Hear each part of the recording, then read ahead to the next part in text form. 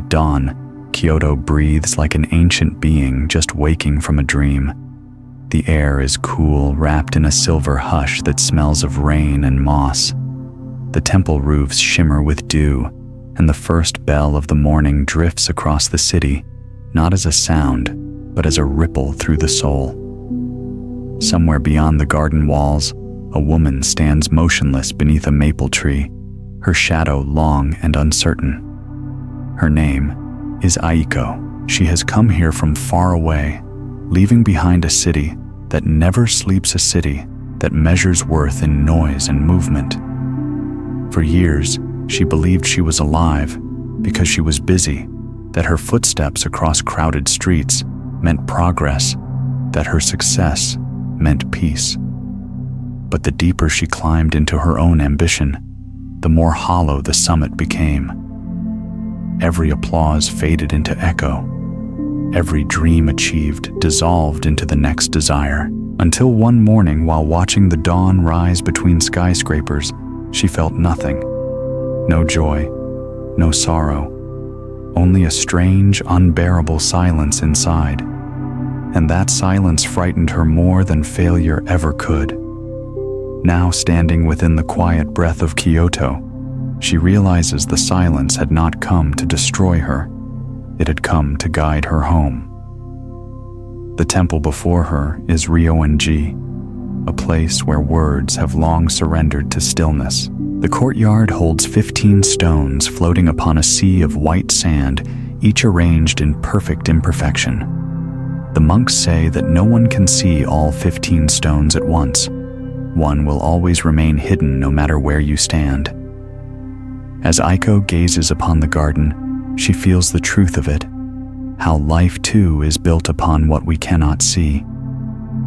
We chase what's visible, but meaning lives in the unseen spaces between one breath and the next, between one heartbeat and the silence that follows. The air trembles softly as a broom slides across the sand. A monk, his robe faded by decades of sun, moves with a grace that seems weightless.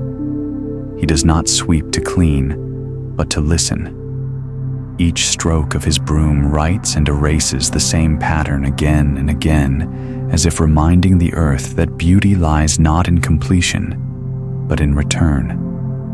Aiko bows, gently unsure why her eyes sting. The monk turns to her with a smile as quiet as dawn. "You've come far," he says. She nods, voice trembling. "Maybe too far." He studies her for a long moment, then gestures toward the garden. "Then stay until you forget where you came from." They walk in silence. The sound of wind through the bamboo is like an old language neither can translate, but both understand.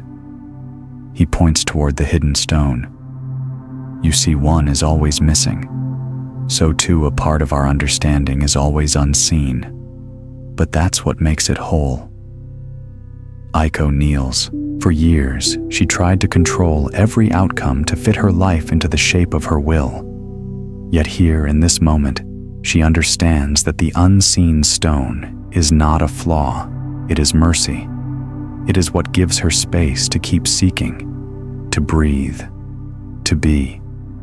A leaf breaks free from the maple branch above, spinning slowly down.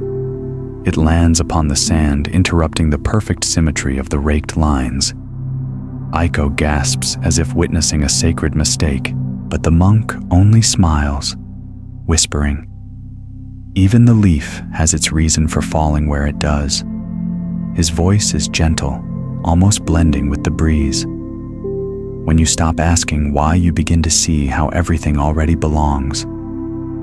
And then he walks away, leaving only the sound of the broom and the echo of his words. Aiko closes her eyes. The city inside her chest grows quiet. The pulse of traffic, the endless notifications, the self she built from noise, all of it fades into breath. For a long time, she simply listens. She hears the soft hum of life, not as something separate from her, but as something that is her. The silence is no longer empty. It is alive like the space between waves that holds the ocean together. She opens her eyes and finds that the monk has disappeared, yet she feels his presence everywhere in the stones, in the wind, in her own steady heartbeat. She bows deeply to the empty courtyard. The world seems to bow back. As she steps outside the temple gates, sunlight spills over the city's tiled roofs, turning everything to gold. The dragonfly that had been resting on her palm takes flight, its wings scattering light like shards of a forgotten prayer. Aiko watches it rise higher, disappearing into the morning sky. She doesn't know where it goes, but she knows she will follow, not to capture it, but to learn how to move with that same effortless grace. Tomorrow, she will take a train toward the Himalayas, where the mountains breathe wisdom into the sky. She doesn't know what she will find there, perhaps silence again, perhaps herself. But for now, she walks slowly through the awakening city, her footsteps echoing softly as if the earth itself were listening.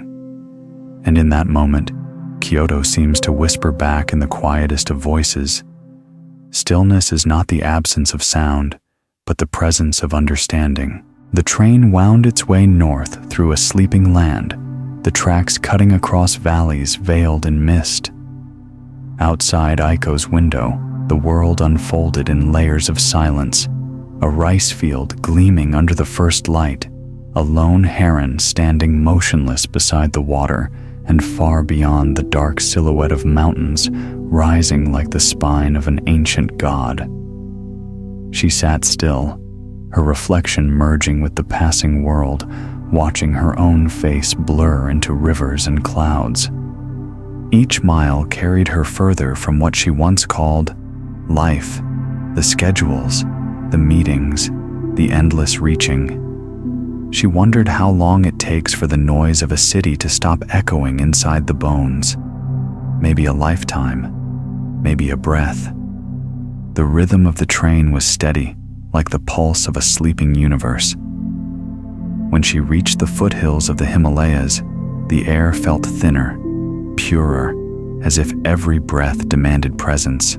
The mountains loomed vast and wordless, their peaks hidden behind clouds that looked almost sentient, shifting like thoughts too large to hold. A local guide met her at the station, an old man with eyes clear as melted snow. His name was Tenzin. He didn't ask where she came from, nor why she was there. He simply nodded, once handed her a small bell made of bronze and said, "When you forget your way, listen." Then he began walking toward the trail, his pace unhurried, as though each step was a conversation with the earth.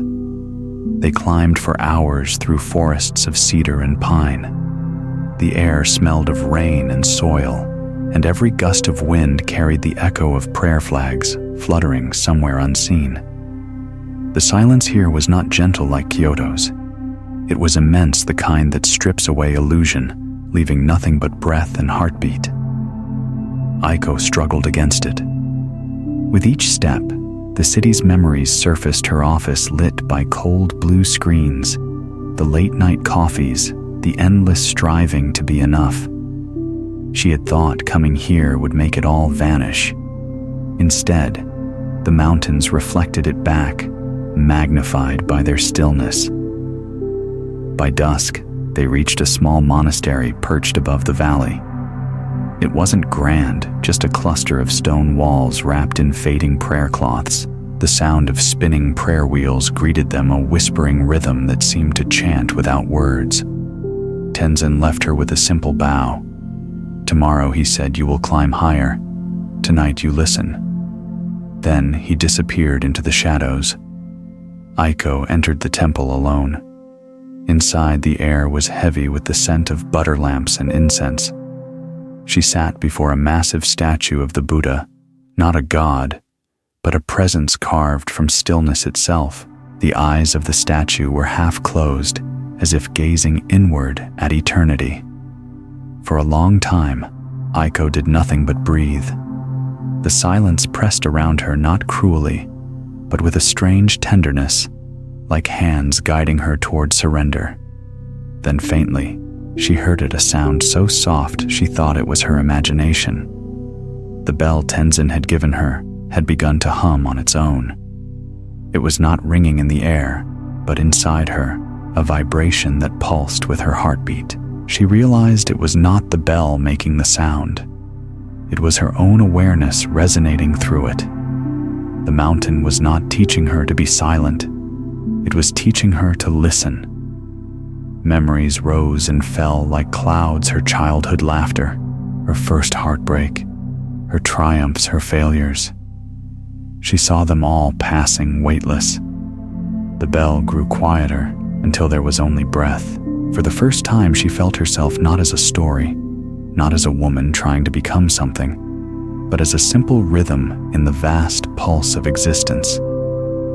Outside, snow began to fall, not in a storm, but in single deliberate flakes, each landing with purpose. The whole mountain seemed to inhale with her. She stepped outside barefoot on the cold stone and looked up. The stars were impossibly bright, like tiny lamps hung from the infinite. She thought of Kyoto, of the monk and the hidden stone, and understood what is hidden does not need to be found. It is already part of the whole. She closed her eyes and whispered, "I am listening." The wind answered, sweeping through the valley with a voice older than words. In that moment, she no longer felt small. She felt infinite, as if the universe itself was breathing through her lungs. The mountains were not around her. They were within her, made of the same silence that holds the stars. When morning came, Tenzin returned. He found her standing where the snow had erased all footprints. He smiled, as if he already knew what she had heard. "The mountain speaks only once," he said. "After that, it becomes your own voice." Aiko bowed. She had no words left, only breath, only stillness. And in that stillness, the faint echo of the bell continued, not as sound, but as understanding. As the sun rose, she began her descent into the valley, her steps light, her heart clear. The path ahead was long, winding through villages and rivers toward places where silence would take new shapes: music, memory, love.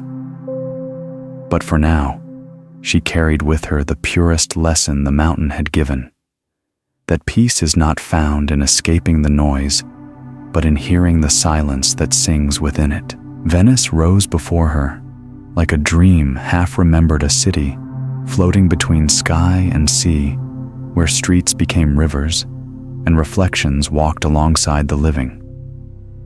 As the boat drifted through the Grand Canal, Aiko watched the world shimmer upon the surface of the water, faces, windows, clouds, all trembling, never still, like truth seen through a half-open eye.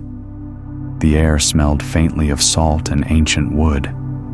Somewhere a church bell tolled its sound, melting into the soft rhythm of oars slicing the tide. She closed her eyes. Even here, the silence she had found in the mountains followed her, not as emptiness, but as a pulse beneath the sound, the steady breathing of the world. She had come to Venice not as a tourist, but as a pilgrim of silence, following whispers that the city itself could teach one how to listen to love. The monk in Kyoto had taught her to see what is hidden. The mountain had taught her to listen. Now she wanted to understand the soundless language that flows between hearts. Her journey had already shown her that peace is not found in stillness alone, for stillness without love is just a mirror without reflection. The boatman, an old Venetian named Luca, guided her through narrow canals where buildings leaned close enough to whisper secrets to each other. This city, he said, was built upon wooden stilts, yet it still stands. People think that means the foundations are strong, but no, it stands because it learns to move with the water. Every stone, every arch breathes with the tide. He smiled, pointing to a submerged step. even the marble learns to surrender. Aiko thought of that as she wandered alone through the labyrinth of alleys. The streets glistened with morning rain, and the reflections beneath her feet shifted like fragments of dreams. She entered a small glass workshop on Murano Island, drawn by the warm glow within. A woman stood before a furnace, shaping molten glass into delicate spirals. Each breath of the flame turned chaos into clarity. The woman smiled without looking up. To make glass, she said, you must first let the sand surrender to fire. Only when it melts does it become transparent. The words sank deep. Aiko realized that love was the same. It could not exist unless one was willing to melt, to let the fire of life soften the edges of the self until transparency was possible. She remembered her past, loves the ones built on fear control or loneliness, and how easily they shattered because neither heart dared to be transparent. Watching the glassblower's steady hands, she saw the reflection of her own learning that the soul too must pass through heat to reveal its true shape. That evening, she stood upon the Ponte dell'Accademia, watching the sunset spill across the lagoon. The city shimmered in gold and rose, every building reflected twice, once in the sky, once in the water. The air was filled with the scent of the sea and distant music, a violin weeping softly through a window. Aiko leaned on the rail and whispered to the wind, "How can something so beautiful survive on water?" The answer came not as words, but as movement, the slow breathing tide touching the stone beneath her, reminding her that beauty endures not by resisting change, but by dancing with it. She stayed in Venice for several weeks. Some days she wrote in a small cafe by the canal, her journal filling with thoughts that no longer sought to explain. Other days, she simply walked, watching lovers quarrel and reconcile, children feeding pigeons, gondoliers singing to the fading light. Each moment reflected another truth about love, that it is neither solid nor certain. It moves like water, sometimes calm, sometimes storm, yet always finding its way back to stillness. One night during the Acqua Alta, the city's quiet flooding, she wandered into St. Mark's Square. The moon hung low, and the entire piazza had turned into a lake of light. The water rose just enough to cover the marble floor, turning the world upside down. The sky floated beneath her feet. Stars shimmered at her ankles. It was as if heaven had descended into the earth to remind her that above and below are only mirrors of each other. She stood in the middle of that flooded square barefoot, her reflection trembling like a second soul. The silence there was divine, a stillness wrapped in liquid gold. In that moment, she understood something that words could never hold. Love is not about finding another to complete you. It is about discovering the reflection of the infinite within yourself. The heart, like Venice, must learn to float, to stay open, even when the waters rise, to trust that it will not drown in its own depth. She felt tears on her face and did not know if they came from joy or grief, for in that stillness, they had become the same. The next morning she met Luca again by the docks. Leaving so soon, he asked, tying the rope to the pier. "The tide keeps no one forever," she said, smiling. He nodded as if he had heard those words before in another life. "Then take this," he said, handing her a small piece of glass, shaped like a tear, smooth and clear as a drop of dawn. "When the world feels heavy, look through it. You will see that even sorrow bends light." As her boat glided away from the city, Aiko held the glass to her eye. Through it, Venice turned to light, the domes, the bridges, the waves, all dissolving into a single shimmer of existence. She realized that love, too, is not something we possess. It is something that passes through us, leaving us more transparent each time. The horizon ahead glowed faintly, the promise of another journey calling westward perhaps, to the vast deserts of Morocco, where silence and heat sculpt the soul differently. The glass in her hand caught the sun and scattered it across the deck like tiny stars. Aiko smiled. For the first time, she felt not like she was chasing peace, but being carried by it as if life itself were the current, and she at last had learned how to float. The city behind her shimmered and dissolved into mist. The water whispered its final teaching. You are not separate from what you reflect. And with that, she let the wind take her forward. The plane descended into Marrakesh, beneath a sky the color of embered copper. Heat shimmered above the runway, bending the air until even distance seemed to melt. Aiko stepped out and felt the desert waiting beyond the city, a vast, breathing emptiness stretching farther than thought. The scent of spices and dust swirled together. Every sound seemed slower here, heavier, as if time itself walked barefoot. She had left behind the gentle tides of Venice to seek a silence that burned instead of cooled, a silence that would strip away everything she still clung to. At dawn, the next day, she traveled east with a small caravan toward the dunes of Erg Chebi.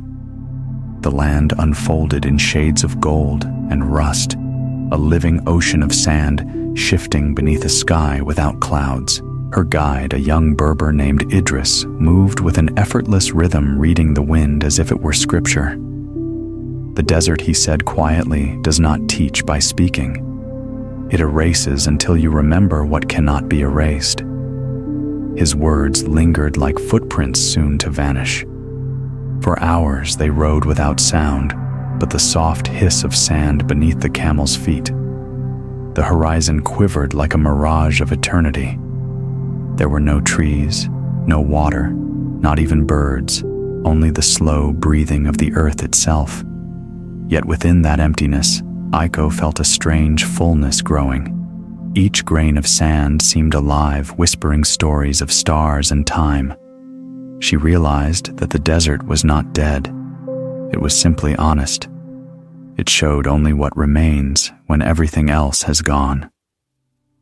When the sun reached its zenith, Idris stopped near a cluster of stones, marking a well long dry. "Rest here," he said, "and listen to the heat." She laughed softly. How could one listen to heat? But as she sat, the air shimmered around her, and the silence deepened until it began to hum. It was not a sound made by wind or insects, but by her own pulse resonating with the land. The mountains in Kyoto had taught her stillness through cold, the sea through reflection. Now the desert taught her through fire, the discipline of presence when every instinct seeks escape. As evening descended, the dunes transformed into flowing sculptures of shadow and light. The horizon burned crimson, then dissolved into violet. Idris lit a small fire, its flame fragile against the vast night. "The sand remembers," he said, tracing a circle beside the fire. "Every morning it is reborn, yet every night it forgets itself. That is how it stays pure." Aiko watched the sparks drift upward, joining the stars. She thought of her own life, the countless times she had tried to begin again while still carrying the ashes of yesterday.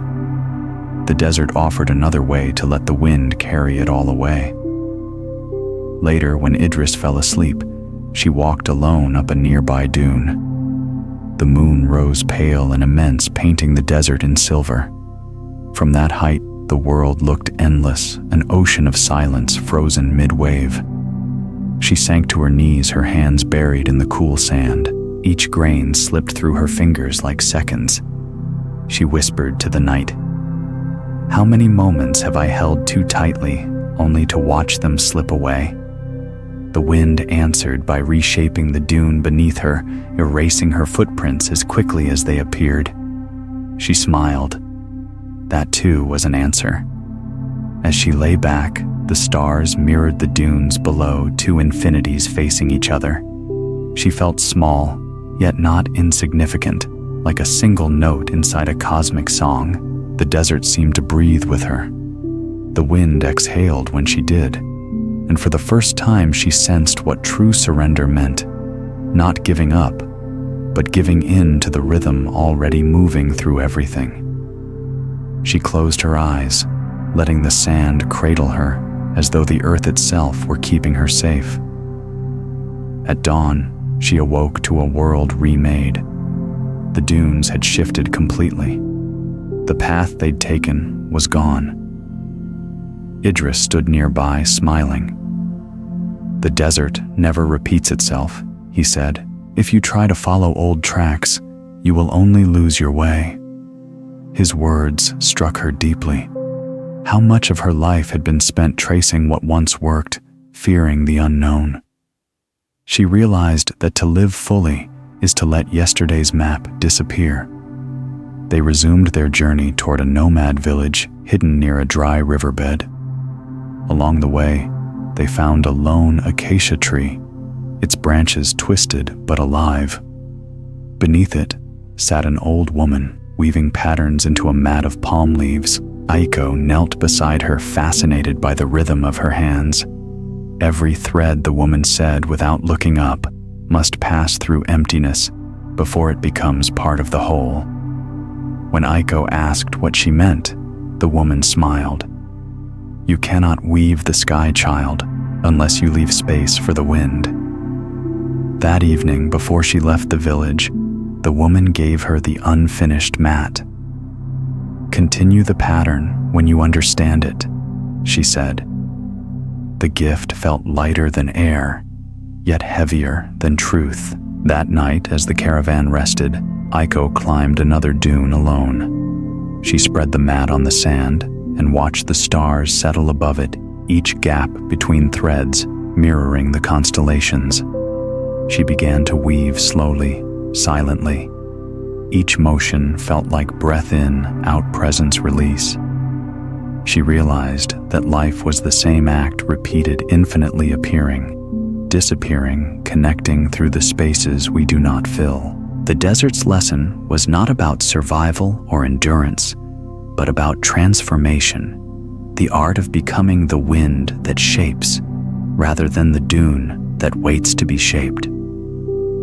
When the first light of morning touched the horizon, Aiko finished the final thread and set the mat upon the sand. The wind rose, lifting it gently, carrying it toward the endless distance until it vanished, another offering to impermanence. She stood watching until it disappeared, then bowed to the horizon. For the first time, she felt completely unburdened. Idris approached, his eyes warm with understanding. "Where will you go next?" he asked. Aiko looked west, where the sky met the far edge of the earth. "Wherever the silence wants to travel," she said softly. The desert wind stirred her hair like a blessing. She took one last breath of that dry, infinite air, the taste of time itself, and smiled. As the caravan moved on, the dunes began to shift again, erasing her passage.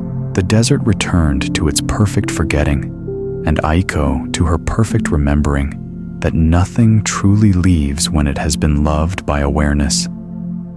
She turned once more toward the horizon, whispering to the invisible wind, "Thank you for teaching me how to disappear without being lost." And the sand in its silent language whispered back. The flight from Marrakesh to Oslo crossed an ocean of cloud, carrying Aiko from the furnace of sand to the chill of northern air. When she stepped out of the airport, evening was already draped over the land, a pale, translucent twilight that never quite turned to night. The air smelled of pine and distant rain so clean, it felt almost like beginning again. She took a slow breath and felt her lungs expand as though remembering how to belong to the earth. Her journey had burned her down to silence. Now it was time to let something grow. 2 days later, she found herself walking through a forest near a small Norwegian village where the trees rose like cathedrals without walls. The ground was soft with moss, cool beneath her bare feet. The forest seemed to hum quietly, a low pulse that came not from sound, but from being alive too long to need language. She followed no path, only the slow intuition that had guided her across oceans. Each tree seemed older than memory. Some leaned together like old friends whispering secrets. Others stood solitary, stretching upward as if in prayer. The stillness here was different from the desert's erasure or the sea's reflection. It was the stillness of waiting, of something that knows time is not a line, but a circle. She walked until she reached a clearing where a stream wound through moss-covered stones. The water was clear, moving gently, reflecting the dim sky like glass. A fallen tree bridged the stream, its trunk softened by years of rain. She sat upon it listening. The leaves rustled above her, each movement deliberate, each pause a breath. After a while, an old man appeared on the far side of the stream, carrying a small basket of mushrooms. His beard was white, his eyes pale and steady, like moonlight filtered through snow. "You're far from home," he said in a voice rough with kindness. "I'm learning what that means," she replied. He crossed the stream without hurry, the water rippling around his boots. "In these woods," he said, "we measure time by how long it takes for a tree to fall and become soil again. The young want to bloom. The old just wish to return." He smiled faintly. "Patience is what happens when you've run out of ways to hurry." They sat together by the stream, saying little. The man handed her a handful of berries from his basket. "The forest feeds those who listen," he said, "but only after testing whether you can stay still long enough to deserve its gifts." Aiko smiled. "I've spent most of my life trying to move faster. Then perhaps it's time," he said, "to move slower than light." That night, he invited her to his cabin, a small wooden home hidden between two birches. Inside, the air was warm and smelled of smoke and resin. He showed her shelves filled with seeds. "Each one waits through winter," he said. "It doesn't fight the cold. It trusts it." She ran her fingers across a jar labeled ash tree. "So they survive by surrender." He shook his head gently. "No, they thrive by belonging. Even when frozen, they are still part of the rhythm." After he fell asleep, Aiko stepped outside. The forest shimmered under a silver mist. Somewhere far away, an owl called once, then silence settled again, vast and tender. She walked until she found herself beneath an enormous spruce, its roots twisting deep into the earth. She knelt beside it, pressing her palm against the bark. It was rough and cold, yet beneath it, she could feel a pulse, slow, steady, ancient. She realized the forest was breathing not in air, but in time. Each tree was a vessel of patience, each root a story written slowly into soil. She closed her eyes and listened. Beneath the hum of the earth, she heard something deeper, the soft cracking of roots, expanding the subtle creak of wood, turning toward light, even in darkness. The forest was never truly still. It simply moved at the speed of trust. She began to breathe with it, her pulse matching the invisible rhythm. And in that shared silence, she felt herself rooted, not as a visitor, but as a living part of something vast and awake. In the morning, fog rolled through the valley like a slow-moving sea. The old man found her still beneath the tree, eyes closed, face calm. "You've been listening," he said. She nodded. "The forest speaks," she whispered, but in a language too patient for words. He smiled. "Then you've heard what I could never teach." He handed her a small sapling wrapped in burlap. "Plant this wherever your journey next takes you," he said. "It will remind you that growth does not ask for permission. It just happens quietly." Aiko carried the sapling as she left the forest. Each step through the moss felt sacred, each breath a prayer. She did not hurry. The world no longer asked her to. When she reached the edge of the woods, she looked back. The trees stood motionless, yet somehow alive with movement she could now feel rather than see. She bowed deeply. "Thank you for teaching me how to wait without fear." Later that evening, as she boarded a small boat heading toward the fjords, she held the sapling close. The air smelled of salt again, but this time it did not remind her of Venice or Kyoto or anywhere else. It was simply the breath of the earth moving through her journey. She realized then that her path was not leading from place to place, but from version to version of herself, each destination a mirror of the same stillness, wearing a different face. As the boat drifted away, the forest faded into mist. The horizon opened wide, pale light stretching endlessly across the northern sea. She planted the sapling in a small pot beside her, letting the wind stroke its tiny leaves. "Grow slowly," she whispered. "Grow wisely." The water rippled gently, carrying her reflection toward the fading sun. For the first time, she didn't look away. She smiled, and in the quiet between two waves, the world seemed to whisper, "What you seek is already growing within you." And Aiko, breathing in the cool, patient air of the north, finally believed it. The first thing Aiko noticed about Iceland was the air, how it bit and healed at the same time.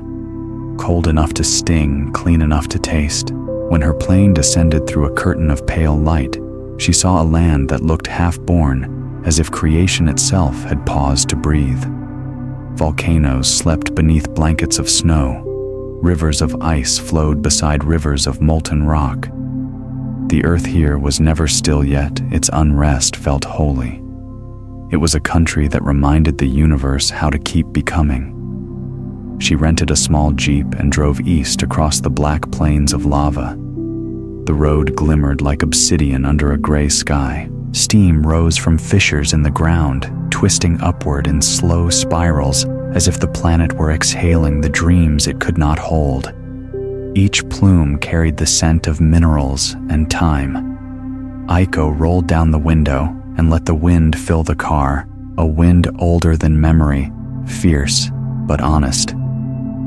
By evening, she reached a village near a glacier lagoon.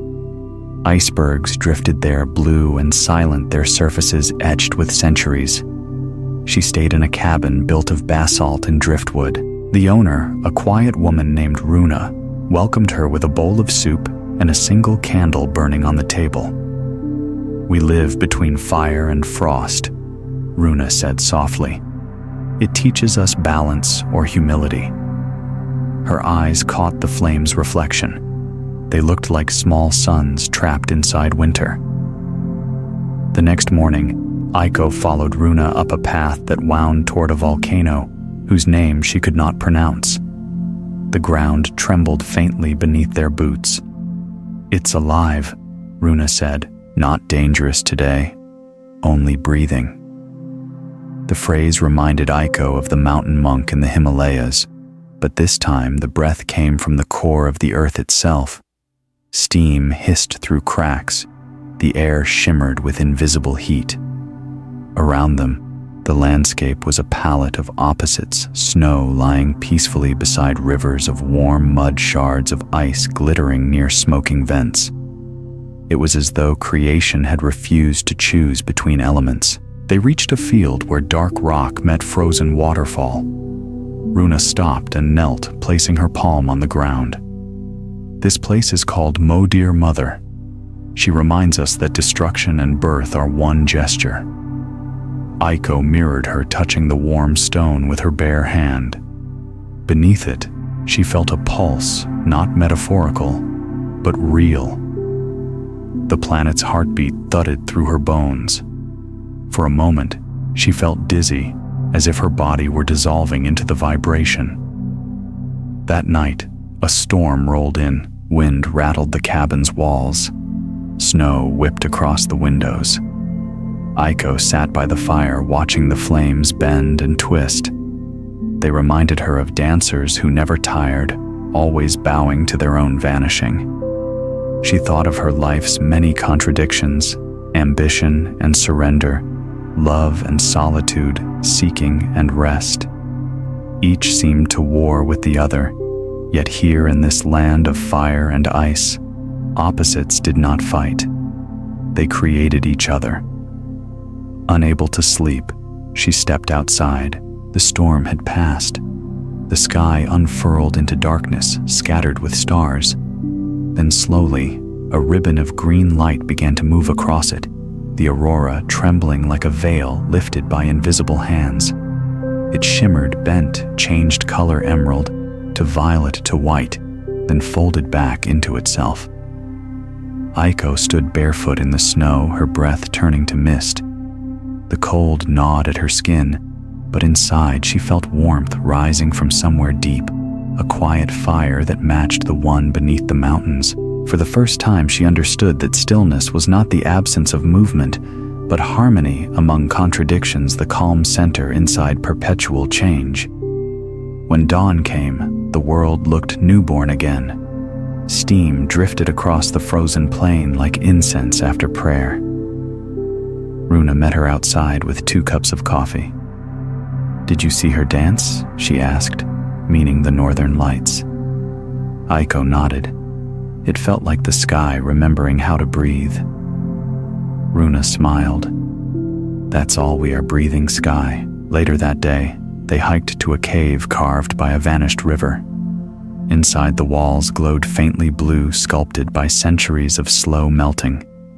A single drop of water fell every few seconds, echoing in the hollow space. "This cave is older than every city on Earth," Runa whispered. "It survives by changing shape." Aiko reached out to touch the ice. It was smooth, almost silky. The drop fell again and again, patient, deliberate, eternal. She realized that the rhythm of dripping water was identical to the rhythm of her heart. They left the cave at sunset. The horizon burned orange where molten rock met snowfield, 2 extremes greeting each other like old lovers. Aiko sat on a ridge and watched the landscape breathe steam, rising frost, forming light, dissolving into shadow. Every element bowed to the next, and she thought, this is what compassion looks like when the world performs it without words. Runa handed her a small piece of volcanic glass. "Obsidian," she said. "It was once liquid fire. Now it reflects everything but keeps nothing." Aiko held it up to the fading light.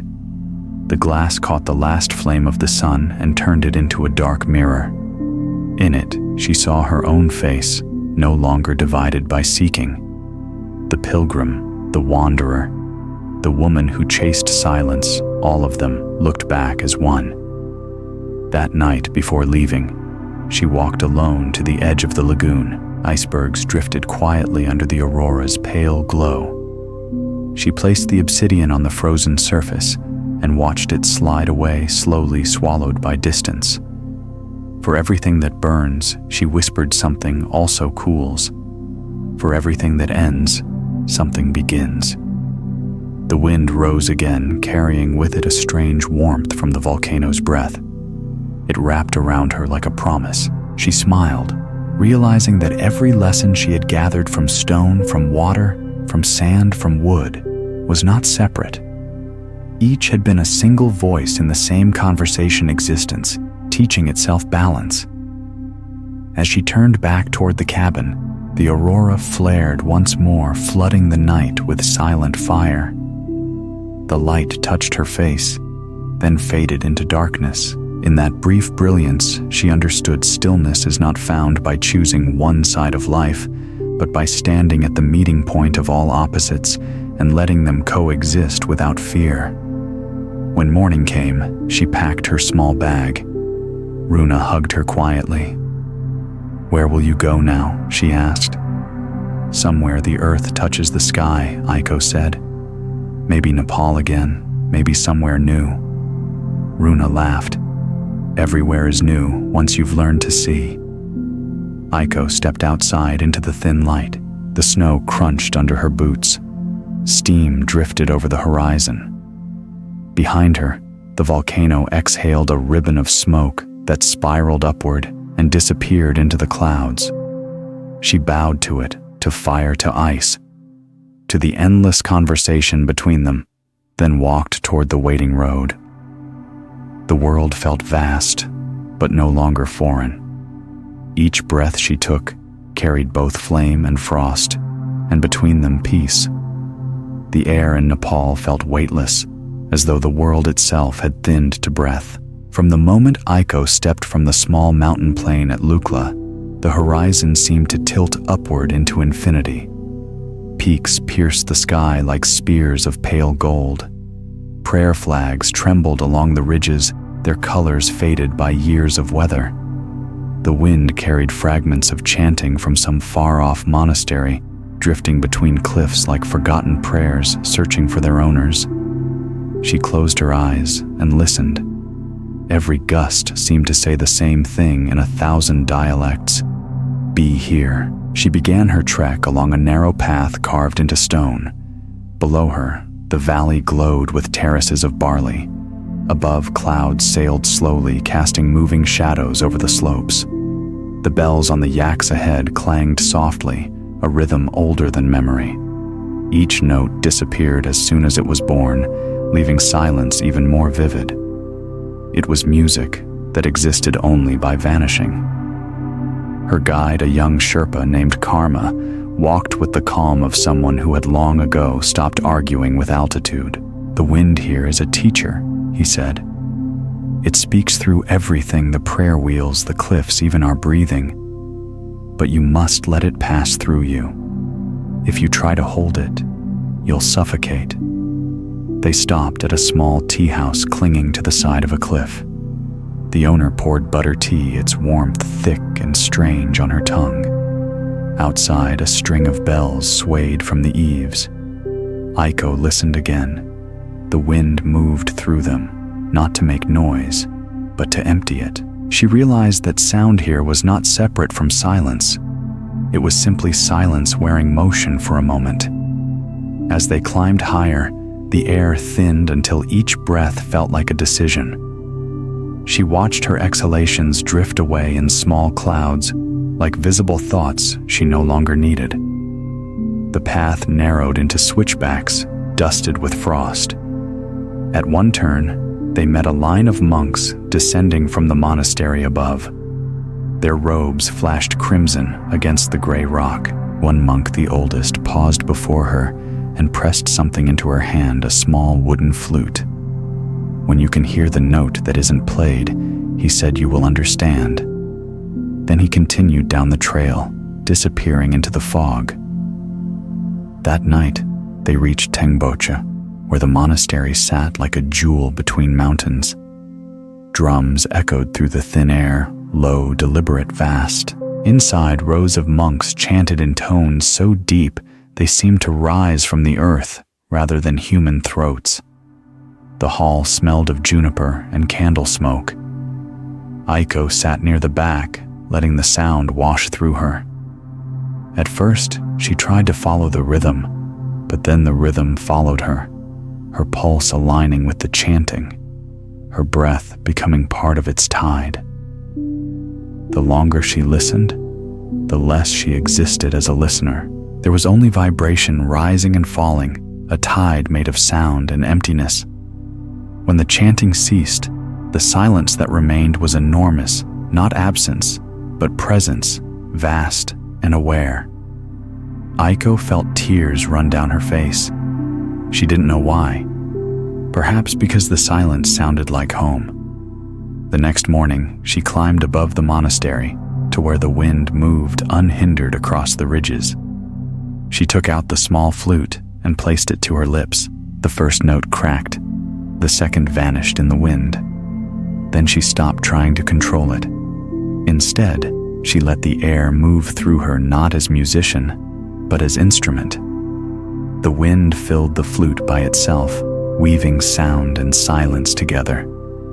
It wasn't melody, It was prayer without words. Karma watched from below. When she finished, he said, "You didn't play the flute, it played you." She smiled. Maybe that's what listening really is. They stayed for several days. Each morning she sat outside the monastery and breathed with the mountains. She noticed how every sound carried its opposite, the clap of a flag, followed by its hush, the clang of a bell answered by still air. The universe, she realized, was constantly creating silence through its own music.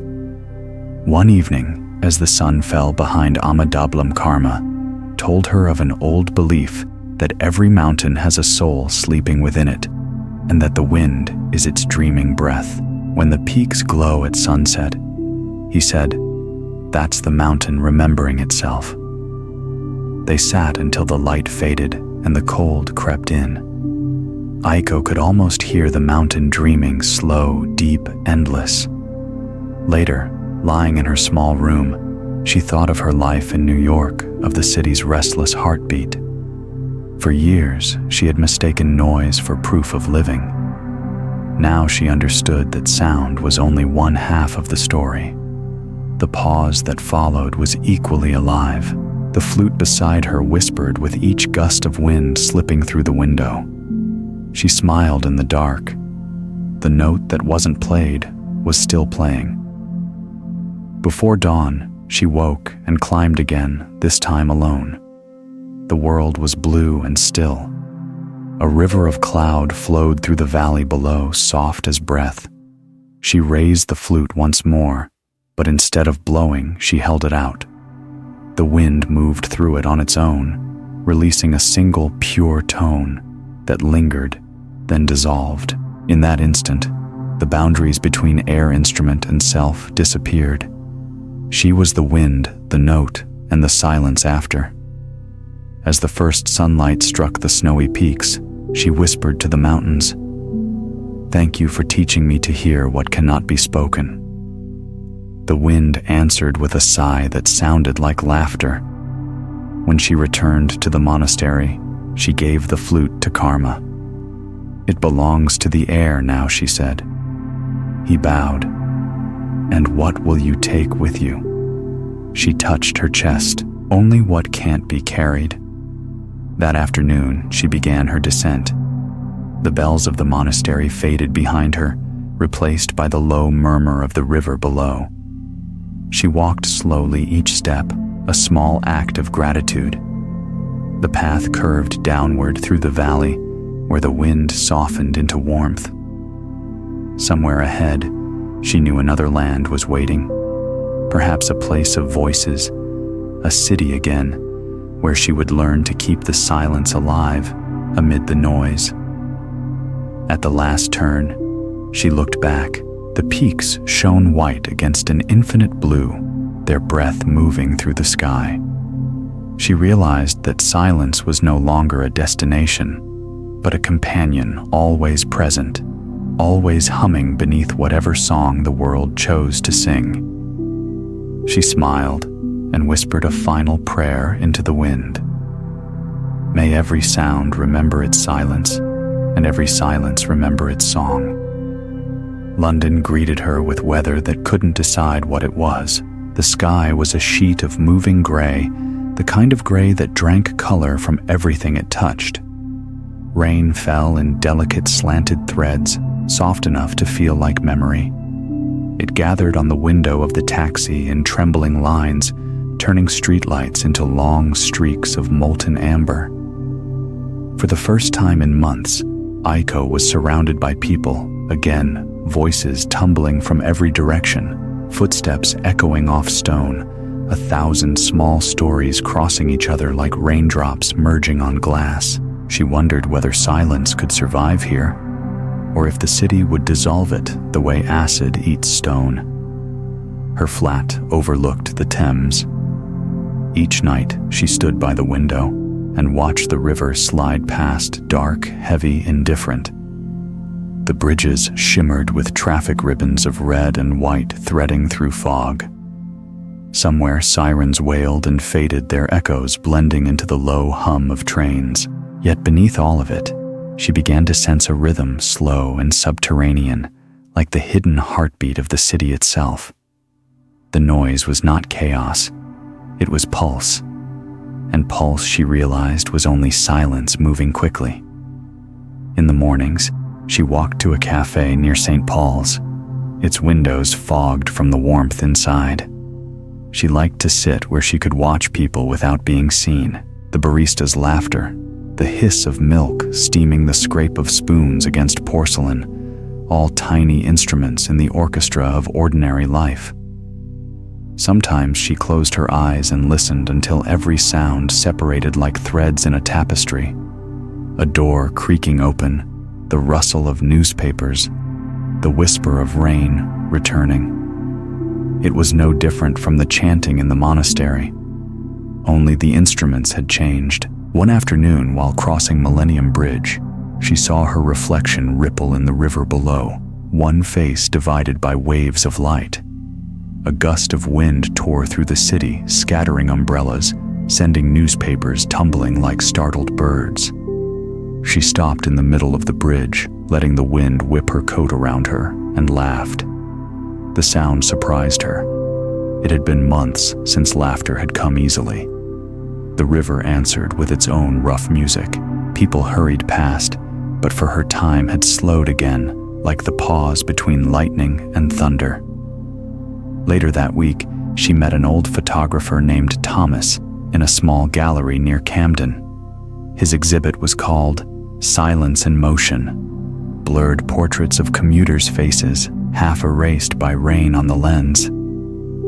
I try to capture stillness before it disappears, he told her, eyes bright behind thick glasses. The camera only sees it when the subject forgets to perform. She understood immediately. Every monk she'd met, every mountain, every wave had done the same. Waited until she stopped performing for life to begin revealing itself. They spent hours walking through the city, taking pictures of puddles, reflections, and shadows that lasted less than a second. Photography, he said, is just listening with light. That evening, she rode the underground back to her flat. Inside the train, people scrolled through phones, eyes lit by blue glow. The air smelled faintly of wet coats and electricity. The wheels clicked against the tracks, an iron mantra repeating endlessly beneath them. Aiko closed her eyes. The rhythm lulled her into something like meditation. When the train slowed into the tunnel, the lights flickered. For an instant, darkness filled the car. In that blink of blackout, she felt it the same vast quiet she had found in the mountains and deserts. It had never left. It was simply waiting inside the noise disguised as pause. When she stepped onto the platform, a busker was playing violin. The notes spiraled upward, echoing off tile and metal. Passers-by dropped coins without listening, yet Aiko stood still until the song ended. The final note hung in the air, trembling, refusing to die. She whispered, "Thank you," and the violinist smiled without stopping to ask why. Days blurred into weeks. She began teaching meditation at a community center tucked between two shops. At first, the city's restlessness followed her into the room, honking horns, construction, the distant rumble of trains. But gradually, she realized that the sounds didn't interrupt the silence. They completed it. The students learned to breathe with the noise, not against it. "Listen," she told them. "Even the city wants to rest. It just doesn't know how." When they opened their eyes, the traffic outside seemed softer, the air lighter. One rainy night, she wandered through Soho alone. Neon signs bled color into the wet pavement, magenta, sapphire, gold. Reflections stretched under her feet, trembling with each drop of rain. She paused beside a music shop whose window displayed an old gramophone. Inside, a record played softly, crackling between notes. The song was ancient, sung in a language she didn't know, but the voice carried the tenderness of someone speaking to time itself. She closed her eyes and let it wash through her. The rain tapped on the glass in rhythm. For a moment, the entire street seemed to breathe with her alive listening. She thought of Kyoto's quiet gardens, of Iceland's molten breath, of the monk's flute in the Himalayas. Every place had been a teacher, but none had asked the hardest question: could she keep the lesson? When everything moved again, she smiled. The answer was already unfolding in the rhythm of the city around her. Stillness was not a sanctuary to hide within. It was a companion that walked beside chaos unshaken. When she returned home, she stood once more by the window overlooking the river. The rain had stopped, and the city lights reflected perfectly on the surface, each one trembling but intact. She placed her hand against the cold glass. "You are not loud," she whispered to the skyline. "You are alive." The city seemed to hum in response, a vast chorus of machinery and weather and human hearts, all synchronized by invisible rhythm. Just before dawn, the first train rumbled across the bridge, its sound rolling like distant thunder softened by mist. Aiko watched the light spread along the horizon. For the first time, she felt no separation between the monastery's chants and the traffic's hum, between wind and conversation, between silence and sound. Everything was the same breath expressed differently. She brewed tea, carried it to the balcony, and stood beneath the weak sunlight breaking through clouds. Drops from the railing fell into the river one by one, tiny offerings. She took a sip and exhaled. The world exhaled with her. In the reflection below, she saw the faint outline of herself doubled by the water's tremor. Two versions of the same being, one, still one, moving. She smiled at both. "Where will you go next?" she murmured to the empty morning. But she already knew. Movement itself had become her temple, every sound a bell calling her back to awareness. And as the city awakened, its heartbeat merged with hers, steady, imperfect, divine. The plane cut across the Atlantic darkness and dropped her back into Africa, though this time into night rather than heat. She landed at a small airstrip near Marsuga, where the sand was black under starlight and the wind whispered like a sleeping tide. Waiting for her was Samir, an astronomer who guided travelers through the desert ceiling of light. He wore a scarf that shimmered faintly with dust, and when he spoke, his voice carried the gentleness of someone accustomed to talking with silence. "Come," he said. "You must see how quiet the sky can be." They drove until even the dunes vanished into shadow. When the jeep stopped, the world seemed to exhale. There was no sound, no insects, no wind, only the faint vibration of their own breathing. Samir set up a small glass dome, his portable observatory, and opened the roof so the heavens could look directly down. "Light," he said, pointing upward, "is the oldest traveler. Some of those stars began their journey before our ancestors learned to speak." Aiko tilted her head back. The sky above her was endless, a woven field of silver dust.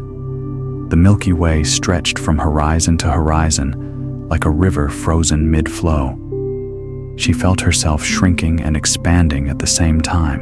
They sat on the sand beside the dome, wrapped in blankets. Samir traced constellations with a small beam of red light, his finger writing invisible poems across the sky. "We name these patterns so we can remember them," he said. "But the stars do not belong to our stories. They listen. They don't speak." Aiko smiled. "Like the monks I met in Nepal." He nodded. "Exactly. The universe is the oldest monastery." Hours passed. The desert temperature dropped until each breath left a tiny cloud. Somewhere behind them, a jackal barked, once, then nothing. The silence deepened until she could hear her heartbeat echoing inside her ears. It matched the pulse of light flickering from a distant quasar, through Samir's telescope. "Every star has a rhythm," he whispered. "Some pulse every few seconds, some every 1,000 years. Listen long enough, and you begin to hear time singing." Aiko looked through the telescope. Inside its circle of glass, one star burned with the faintest tremor, like a candle behind fog. "That light," Samir said, "left its home before our species existed. It traveled through dust, gravity, and nothingness to arrive here now in your eye." She felt tears welling not of sadness, but of awe. The light had crossed billions of years, only to vanish into her retina for a heartbeat. She wondered whether the star could feel that reunion. When she stepped away from the telescope, the sky itself seemed closer. Every sparkle was a breath, every breath an eternity. The sand beneath her feet felt soft as silk. She lay down and let the desert hold her weight.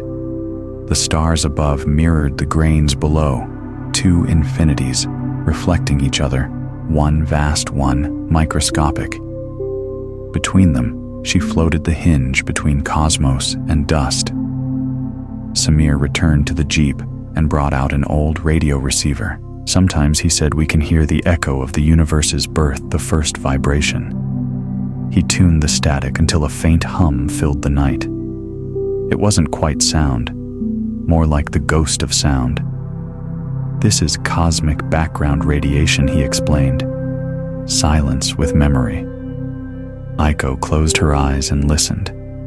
The hum wavered softly like wind over glass, like the heartbeat of nothingness. It felt familiar, the same tone she had heard beneath the monks' chants, beneath the city's trains, beneath her own breathing. She realized it was everywhere, the one note that had never stopped playing since creation began. Sometime after midnight, a meteor crossed the sky, a silver blade cutting through velvet. Then another, then dozens, until the heavens became a rain of fire. Each streak appeared and vanished before she could wish. The sand lit up in brief flashes as if the stars were whispering secrets to the earth. Samir laughed quietly. "They burn themselves into beauty," he said. "A perfect lesson, no." She nodded, eyes wide. "To shine by letting go." When the last meteor faded, darkness returned even deeper than before. Aiko stood brushing sand from her coat. "Do you ever feel lonely watching them from so far away?" she asked. Samir thought for a long moment. "Never lonely," he said, "because I know we are made of their dust. The universe looks at itself through our eyes." They packed the telescope and left the dome open so the sky could keep gazing. As they drove back toward the camp, the horizon began to pale. Dawn here was not a rising, but a slow revelation. The blackness turning indigo, then cobalt, then a fragile gold that slipped across the dunes like breath-warming glass. The first light touched Aiko's hands, and for a moment she imagined she could see the ancient particles of starlight still clinging to her skin. At the camp, Samir handed her a small vial filled with sand. "Every grain here has slept beneath every constellation," he said. "Take it. When you forget your own light, remember that even dust once belonged to stars." She thanked him and walked away from the tents toward a ridge where she could watch the sunrise. The dunes shifted gently, their curves glowing like molten bronze. In the distance, the last stars melted into daylight, retreating behind the sun. She realized that they had not vanished. They were merely invisible in brightness, the same way silence hides within sound. Aiko poured a few grains of sand into her palm and blew them into the wind. They sparkled for an instant, then disappeared. She whispered, "Nothing is lost." The wind carried her words upward until they blended with the hum of the morning air. When the sun climbed fully above the horizon, she felt no division between sky and ground, between herself and the light, traveling endlessly through both. Every lesson she had gathered, stone, water, fire, forest, city, wind, converged into a single awareness that stillness was not a destination, but the moment when the universe recognized itself in you. She stood until the heat began to rise again, then turned back toward the camp. Samir waved from a distance, his silhouette surrounded by the shimmer of waking day.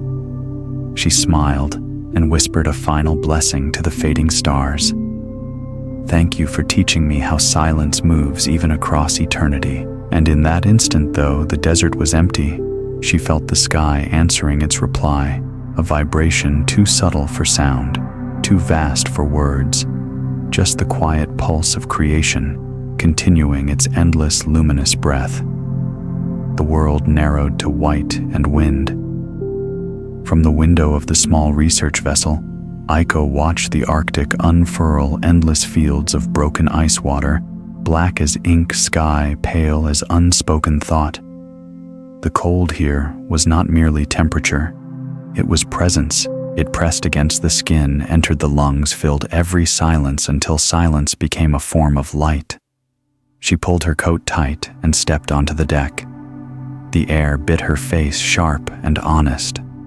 Somewhere beneath the shifting plates of ice, the ocean waited, vast, unseen, alive. She had come north with a team of marine scientists studying whale migration. Their leader, Dr. Solberg, was a tall woman with weather in her eyes. "If you're patient," she told Aiko, "you'll hear them before you see them. The whales sing to the ice. The ice sings back." That first night, the ship anchored in a fjord surrounded by cliffs of frozen glass. The sky flickered with aurora green ribbons bending in slow motion. The water mirrored them perfectly, so that above and below merged into one trembling corridor of light. Aiko stood alone at the rail, listening. At first, only the groan of shifting ice reached her deep, slow, like the breath of a sleeping creature. Then came another sound rising through the hull, a low hum that trembled through her bones. It was not mechanical. It was alive. Dr. Solberg joined her, smiling. "That's them," she said. "The bowheads. They're talking through miles of dark." Aiko leaned closer, eyes wide. The sound pulsed long and haunting like a cathedral organ underwater. The tones curved and fell, echoing in endless circles. Later in the lab below deck, Solberg played recordings through hydrophones dropped beneath the ship. The speakers filled the room with an ocean's breath. The songs were slow, deliberate, a language woven from vibration and distance.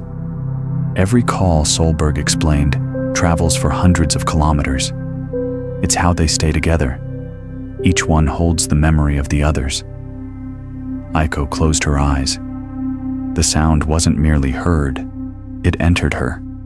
She felt it in her ribs, in her spine, in the space between heartbeats. "They sing to remember," she whispered. Solberg nodded. "Maybe we all do." The next morning, the sea was mirror still. The horizon dissolved into fog, erasing up and down, beginning and end.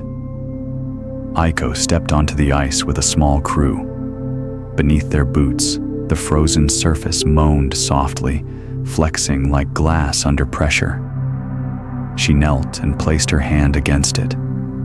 It was colder than touch, yet beneath that cold, she felt movement, the water restless, aware.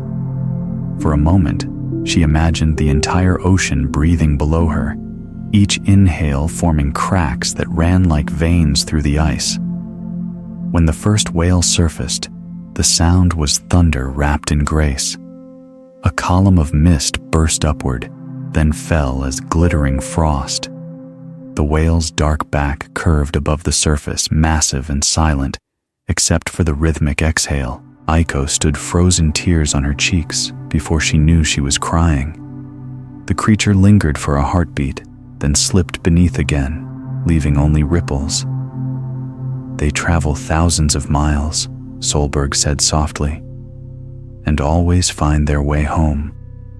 Aiko whispered, maybe because the ocean remembers them. That night, she couldn't sleep. She returned to the deck wrapped in blankets, breath forming ghosts in the air. The aurora shimmered faintly above the cliffs. Somewhere far off, another whale called the Sound, rolling through the ice like thunder slowed to mercy. She thought of her journey, Kyoto's still gardens, the fire in Iceland, the chanting wind of Nepal, the pulse of London. All of it seemed to converge in that single note from the whale. It was as though every lesson she had gathered had been preparing her to understand this, that silence was not emptiness, but resonance, the space that allows all things to sing. Hours passed, the stars turned, the whales kept calling. Their songs overlapped, intertwined, faded, began again, a music without beginning or end. Aiko closed her eyes and listened until she could no longer tell which heartbeat was hers and which belonged to the sea. The sound was both lullaby and prayer, and in it, she heard the same truth she had once glimpsed among the mountains, that the universe was not something separate to be reached, but something already echoing inside her. At dawn, Solberg found her still leaning against the rail. "You stayed all night?" Aiko nodded. "I didn't want to miss their voices." Solberg smiled. "The whales don't stop singing. They just change key with the tide." She handed Aiko a small recorder. "Keep this. When you leave, the songs will travel with you." They spent the following days drifting through narrow fjords, charting migration paths. Aiko began to recognize the difference between calls, some long and mournful, others short and playful. Each voice carried its own pattern, yet all blended into a single living harmony. It reminded her of a truth she'd once heard in a monastery, that compassion is the moment you realize every sound in the world is part of the same breath. On the final evening, snow began to fall, soft, dry flakes that vanished before touching the sea. The ship's deck lights glowed like lanterns in fog. Aiko stood at the bow, recorder in hand, listening one last time. A deep note rose from below, so vast it seemed to tilt the horizon. The sound spread through the ice, through the ship, through her chest. It was the universe humming through salt and bone. She pressed the recorder's button, capturing the moment. But halfway through, she stopped. Some things, she realized, aren't meant to be kept. She let the device fall silent and simply listened, bare and open, until the song ended. In the quiet that followed, she whispered, "Thank you for teaching me that even in darkness, the world still sings." When the ship turned south, she watched the ice fade into gray water. The whales followed for a while, surfacing beside the boat, their voices softer now, like farewells whispered through fog. She reached out her hand, fingers brushing the cold spray, and felt the pulse of the ocean against her skin. It felt like the pulse of her own heart, vast and patient. As the last whale disappeared beneath the waves, Aiko closed her eyes and carried the sound within her, the deep note that belonged to no language, no place, only to life itself. And somewhere beneath the ice, unseen and unending, the ocean continued its slow, ancient breathing, a reminder that silence too has a heartbeat. The ship turned south, and months later, Aiko followed it further than she had planned. She stepped onto the coast of Patagonia, where the Atlantic thinned into wind. The land was stripped of decoration, nothing but rock grass bent flat, and sky that seemed too large for a single lifetime. She had thought the Arctic was the edge of the world, but this was something different, a place where the planet itself appeared half-finished, as though creation had paused here to remember what it meant to begin. A jeep carried her inland to a research station at the mouth of a canyon. Dr. Matteo, a geologist, met her there. Brown-skinned, sun-creased, his voice weathered like the cliffs. "You've come to a land sculpted by breath," he said, These stones are wind made visible." He handed her a small piece of sedimentary rock. Its surface was smooth as skin rippled like a frozen wave. Each line, he explained, is a record of air moving through time. The wind writes, the stone remembers. They walked along the canyon floor. Walls of ochre rose above them, layered with centuries of dust and quiet. The air moved constantly, not as a storm, but as presence whispering through cracks, tugging at her coat, shaping her footsteps into patterns she could not see. The sound of it was low and continuous, like a conversation between two unseen gods. Aiko felt small and unburdened. Here, the silence was not absence, but movement slowed until it became visible. Matteo pointed toward a cluster of wind-carved pillars standing like petrified flames. "We call them the choir," he said. "When the gusts hit just right, they sing." As the afternoon heat faded, the air shifted and the pillars began to hum. The tones were eerie flutes made of stone, each vibrating at a different pitch. Aiko closed her eyes. The sound rose and fell, weaving through the canyon until it became something larger than melody, closer to memory. She whispered, "The earth has lungs," Matteo nodded, "and you're standing in one of its breaths." That night, the wind strengthened. The research station creaked like an old ship adrift on air. Aiko couldn't sleep. She stepped outside wrapped in a blanket. The moon hung enormous and orange above the cliffs, its light painting every rock with silver edges. She sat on a boulder and listened. The wind touched her face, then pulled away, returning again like a tide that forgot it was water. Between gusts, she heard faint echoes, grains of sand hitting stone, the sigh of distant grass, the low moan of the canyon's throat. Each sound faded into the next until there was nothing left but rhythm.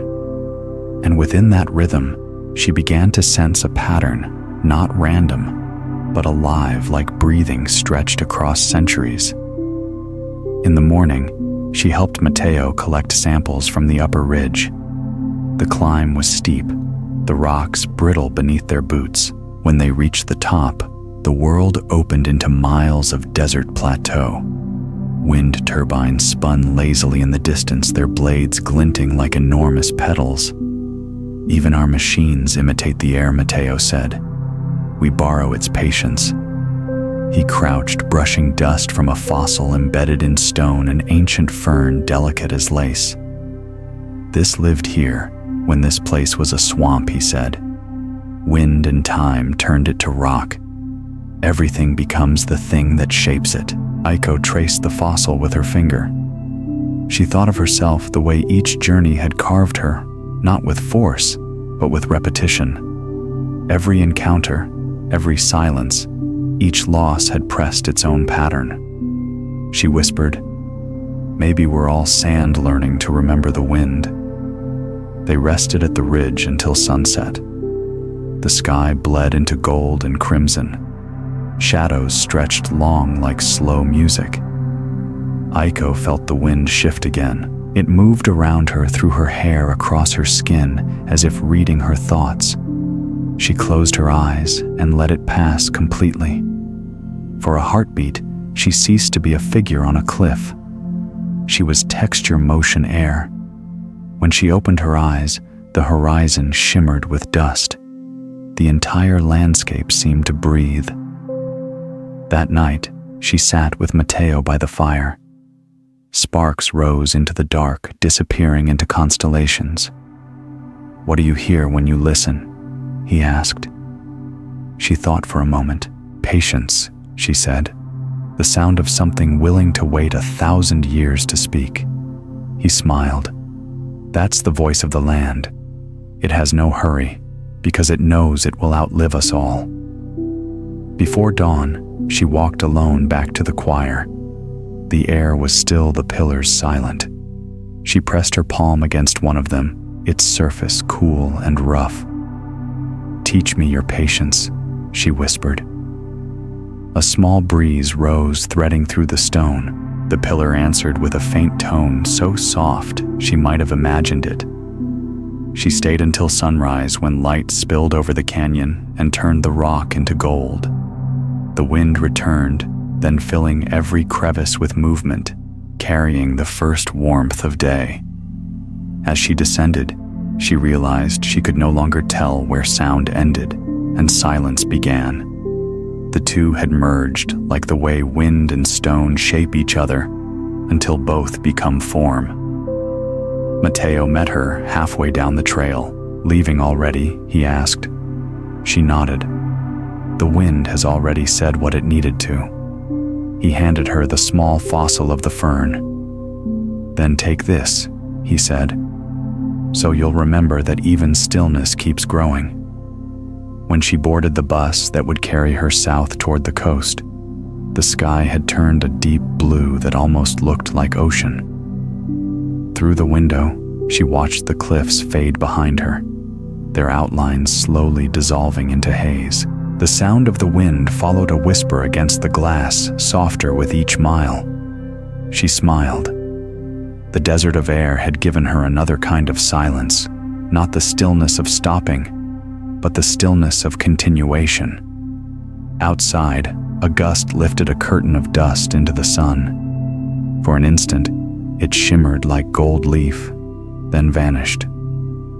She whispered, "Thank you for showing me that time itself is made of breath," and the wind, always moving, carried her words away, etching them into cliffs that would remember long after both traveler and air had passed. The plane set her down in a green heat so thick it shimmered. From the airport in Siem Reap, Aiko rode through a landscape braided with rivers and smoke past rice paddies where the evening light pooled like melted brass. Children waved from the roadside. Water buffalo moved through the mud with the dignity of old monks. Everywhere vines hung from trees, as though the forest were slowly reclaiming its breath. She had come to Cambodia, drawn by a single photograph she'd once seen, stone faces rising from jungle, smiling through centuries of silence. At dawn, she entered Angkor Thom through the south gate. The walls were crumbled roots spilling over them like veins. Humidity clung to her skin. Birds screamed somewhere in the canopy, then fell quiet again, as if the forest itself was holding its breath. She stepped into the Bayon Temple, where towers of carved faces gazed in every direction, serene and unreadable. Moss covered their eyelids. Sunlight pooled in the cracks. Aiko stood in the center and listened. The air carried the faint hiss of leaves and the drip of water from unseen places. It felt like standing inside a living lung. A monk appeared from one of the shadowed corridors, his robe saffron against the gray stone. He smiled without surprise, as if he had been expecting her. "Everything grows around what has fallen," he said. "Even silence." His voice was low, each syllable a ripple. He led her through a doorway, half collapsed by tree roots. Outside the temple of Ta Prohm waited trees the size of cathedrals, growing directly from the ruins. Their trunks wound around the stone like arms embracing memory. The monk placed his palm against a root. Banyan and temple, he said, no longer separate. They hold each other upright. Aiko knelt beside the roots. The bark was smooth, cool, alive. Through it, she felt a slow pulse, a rhythm of sap and soil. Each ring of growth held the years since the stones had fallen, each crack a chapter of rain. She whispered, "They're keeping the ruins from collapsing." The monk nodded. "Or perhaps the ruins keep the trees from floating away. Every bond works in both directions." He left her there among the roots, smiling, disappearing back into the dim corridors. The heat grew heavier, but Aiko didn't move. She let her fingers trace the patterns where stone met wood, two textures learning how to belong to the same moment. She thought of her own life, of how each journey had been an attempt to build something lasting, only to find that permanence was not the same as peace. The forest around her whispered differently. Everything endures by changing shape. Even silence, she realized, survives by learning to speak through whatever remains. By midday, clouds gathered. Rain fell suddenly warm and fierce, drumming on the leaves. The drops struck the stone with hollow notes that echoed like bells. Water poured down the roots, carving bright paths through moss. Aiko stood in it, letting herself be soaked, laughing quietly. The temple shimmered, half water, half memory. She thought of the wind in Patagonia, the whales beneath the ice. The monks of Nepal all had been teaching her this same lesson in different tongues. Nothing stands alone. Everything leans on everything else the way these trees lean on stone. When the rain eased, the forest released mist that glowed with its own light. Steam rose from the stones. Butterflies darted through the haze like wandering sparks. Aiko followed a narrow path behind the temple, where small shrines leaned under the weight of roots. There she found an old woman sitting beside a bowl of lotus blossoms. Without speaking, the woman handed her one. The petals were pale pink, almost translucent. "Take it to the water," she said. "Let it go before it closes." Her accent carried both the softness of age and the steadiness of someone who had waited long enough to understand cycles. Aiko carried the blossom down to the moat surrounding the temple. The surface was thick with fallen leaves. She knelt, placed the lotus gently on the water, and watched it drift. Ripples spread outward, touching reflections of trees and clouds, breaking them into moving shapes. In that moment, she saw time itself, the endless unfolding of what once seemed still. She whispered, "Every silence opens again." By evening, she returned to the village. Children were playing in puddles, their laughter rising like birds. Old men sat outside small shops, sipping tea unhurried. The world moved simply rhythmically. That night, she dreamed of roots threading through stars of galaxies, held together by the same patience that held temple and tree. When she woke, she felt the dream still breathing inside her chest. Before leaving, she returned once more to Bayon. Morning light struck the stone faces, washing them in gold. Each smile seemed to contain centuries of rain-fire regrowth. Aiko pressed her hand against one cool cheek and whispered, "Thank you for teaching me that survival is another name for change." The stone was silent, but the air around it vibrated faintly, as if the forest agreed. She met the monk again near the gate. He gave her a small wooden amulet carved into the shape of a leaf. "It will not protect you," he said, "but it will remind you that nothing needs protection once it understands how to return." She bowed. As she walked away, the sound of cicadas rose behind her, blending with the rustle of leaves until the two were indistinguishable. It was the forest speaking in the language of persistence. On the flight out, she looked down at the endless canopy of green swallowing the ruins. From above, the temples were barely visible, just shadows swallowed by forest. And yet she felt peace in that disappearance. The stones had not been forgotten. They had simply been absorbed into the living. Perhaps that was the final form of silence, not erasure, but inclusion. She closed her eyes and felt the vibration of the plain merge with the pulse of the world below. The tree roots would keep growing. The moss would keep softening stone. The rain would keep carving the same melody into time. And somewhere within her, the same song would continue, the slow, patient breathing of things that refuse to die because they have learned how to change. Aiko reached Bhutan on a morning woven from mist and bells. From the airplane window, the Himalayas looked like frozen waves caught mid-motion, their peaks blushing with the first light. When she stepped onto the tarmac at Paro, The air smelled of pine and smoke, clean, sharp, and sweet. The mountains surrounded the valley like folded hands. Prayer flags rippled from every rooftop, colors fading into the same whiteness of clouds. It was a country that seemed to breathe prayers as naturally as oxygen.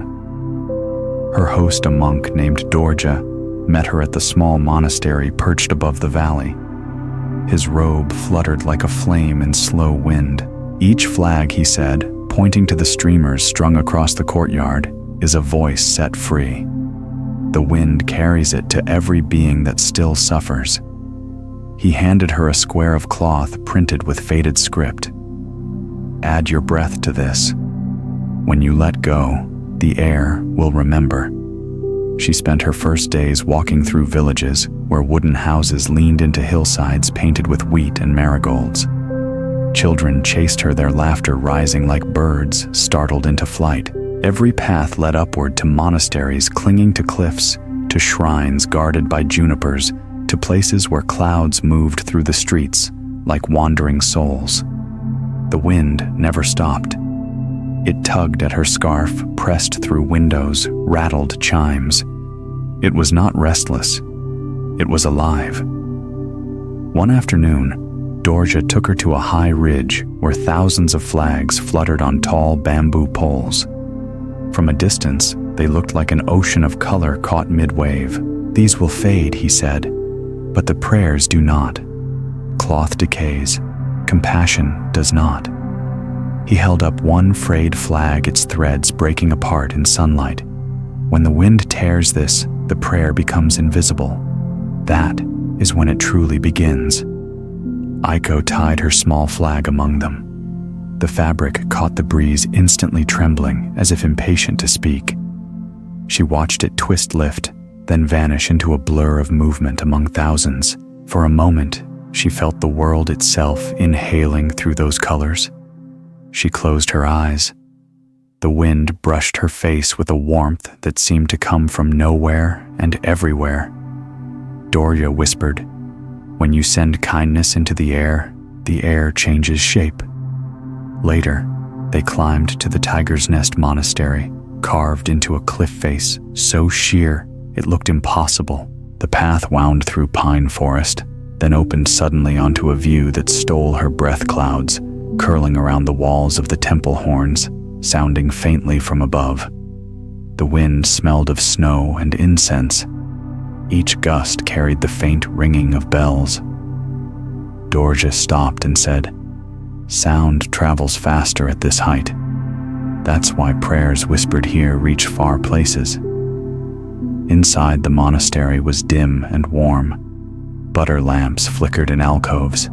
The air shimmered with smoke. Aiko knelt on the floor and felt the wooden boards vibrating under the monk's chants.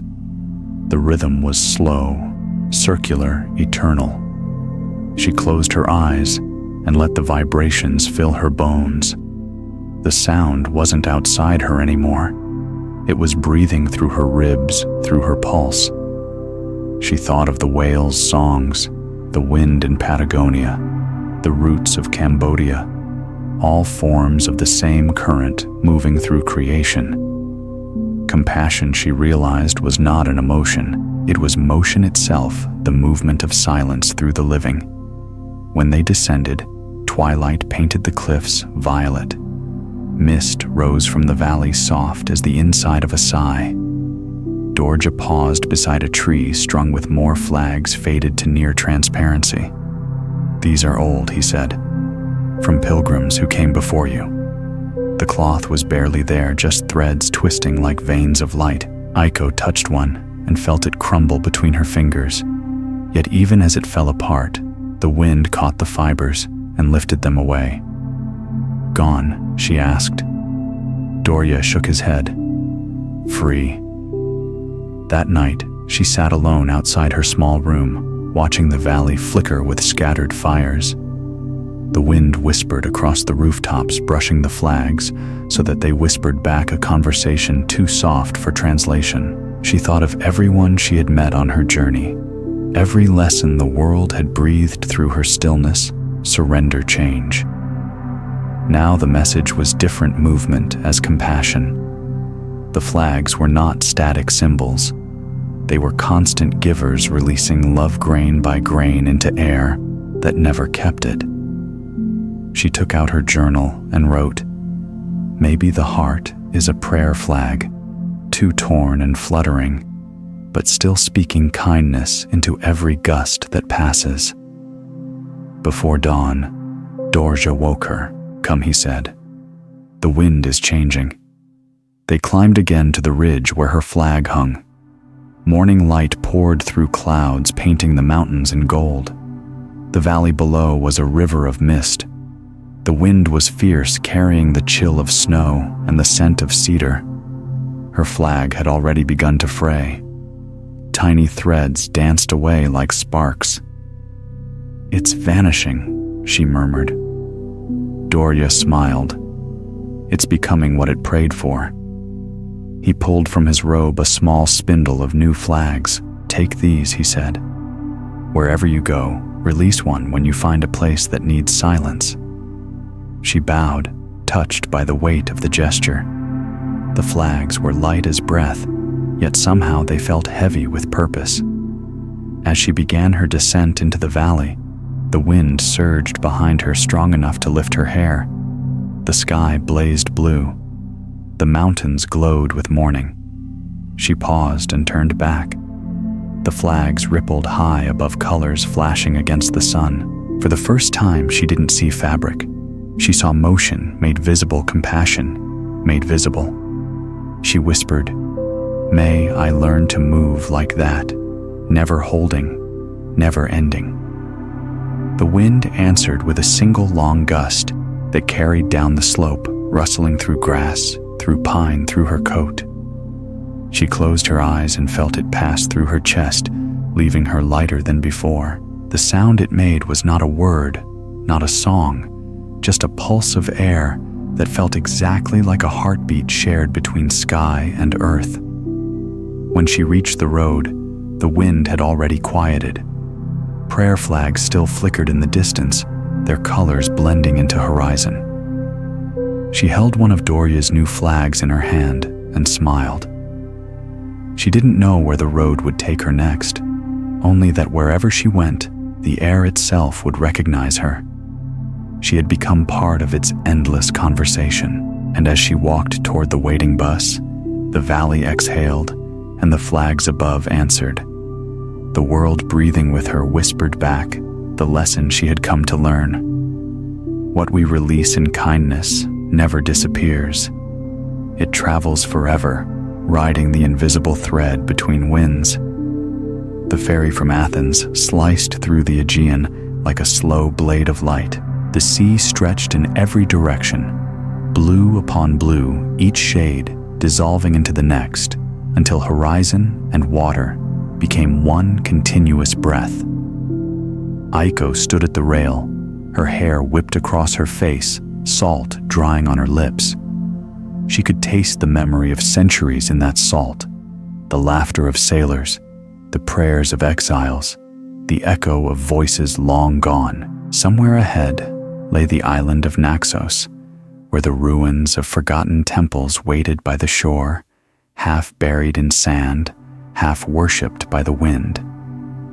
When she stepped onto the island, the air was thick with sunlight. White houses climbed the hillside like shells left by the tide, their shutters open to the sea. Bougainvillea spilled over balconies in cascades of magenta. The rhythm of waves folded itself into the rhythm of footsteps.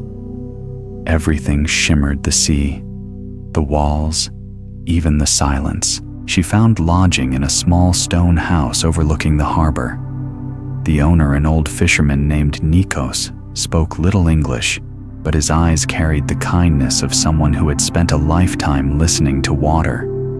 "The sea teaches truth," he said, pouring her a cup of strong coffee. "But only after it has taken everything you thought you knew." That evening, she followed a narrow path down to the ruins of a temple once dedicated to Apollo. Only a few marble columns remained glowing amber in the setting sun. The rest had fallen scattered like broken ribs across the sand. Waves reached them, gently licking away centuries of dust. Aiko sat on one of the fallen stones, feeling its warmth beneath her palms. The air smelled of thyme and salt. Around her, the sea spoke in syllables of foam. For a long time, she said nothing. The ruins didn't ask for speech.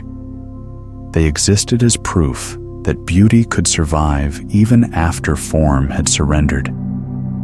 Each fragment of marble reflected the sky as if remembering its own origin. She thought of all the temples she had built within herself, the ambitions, the beliefs, the identities, and how each had eventually crumbled under the weight of time. Yet here, collapse was not tragedy. It was transformation. As twilight deepened, a musician appeared at the edge of the site, a young man carrying a lyra, its strings shimmering like silver hair. He began to play softly, the notes winding through the wind. The melody was simple, ancient, fragile. It filled the spaces between stones the way water fills cracks. Aiko closed her eyes. The sound seemed to awaken something hidden in the ruins. The sea answered with its own rhythm waves, striking rock in time with the music. For a moment, everything windstone, sea, and sound merged into one living breath. When the musician finished, he smiled at her, as if he had merely translated what the ruins had been trying to say. The gods left, he said, but their silence stayed. Then he walked away, leaving the last note trembling in the air. Aiko stayed until the stars appeared. The columns gleamed faintly, their shadows stretching across the sand, like the hands of ghosts reaching for the sea. She whispered, "Nothing truly vanishes. It just changes the way it shines." The next morning, Nikos offered to take her fishing. They sailed beyond the harbor into waters so clear she could see the shadow of the boat gliding along the seabed. He cast his net with the grace of someone who had done it 1,000 times. "When I was young," he said, "I tried to fight the sea. I learned you don't win against something that never ends." He looked at her and smiled. "So now, I listen. The waves speak in patterns. Some days they bring fish. Some days, only silence. Both are gifts." They sat together in companionable quiet, the boat rocking gently. The horizon shimmered like a blade too bright to look at. She thought of the monk in Bhutan and the prayer flags dissolving into air. Now the sea before her was a vast flag of blue, rippling with invisible prayers. That evening, she returned once more to the ruins. Tourists had gone. The island was hushed. The sea glowed with phosphorescence, each wave leaving a trail of light. She walked among the fallen stones, tracing their edges with her fingertips. Some were smooth, others sharp. Each carried a story of impact of wind-water time. She realized that beauty did not live in what was intact, but in what had endured the breaking. She sat facing the sea where the horizon pulsed faintly, with the reflection of a distant lighthouse. From somewhere behind her came the low hum of insects and the rustle of leaves. The night air felt thick with breath. She whispered, "If silence could speak, it would sound like this." She took from her bag one of the prayer flags Doria had given her. The fabric fluttered lightly in the breeze, its edges already frayed. She tied it to a fragment of column, letting it wave above the stones. "For all the voices that were lost," she said softly, "for all the beauty that forgot its name." The flag trembled as the wind rose, its color blending with the dark. As the night deepened, the moon climbed over the water, scattering silver paths across the waves. Aiko lay back on the sand, feeling the earth's slow heartbeat beneath her. The sea murmured against the shore, a sound older than memory. Each wave arrived, dissolved, returned. It reminded her of the pulse she had heard beneath the ice, the rhythm of the whales, the chant of monks, always the same lesson whispered through different tongues. Nothing endures by remaining unchanged. When dawn came, the ruins glowed again, soft gold against the pale sea. Fishermen shouted in the harbor.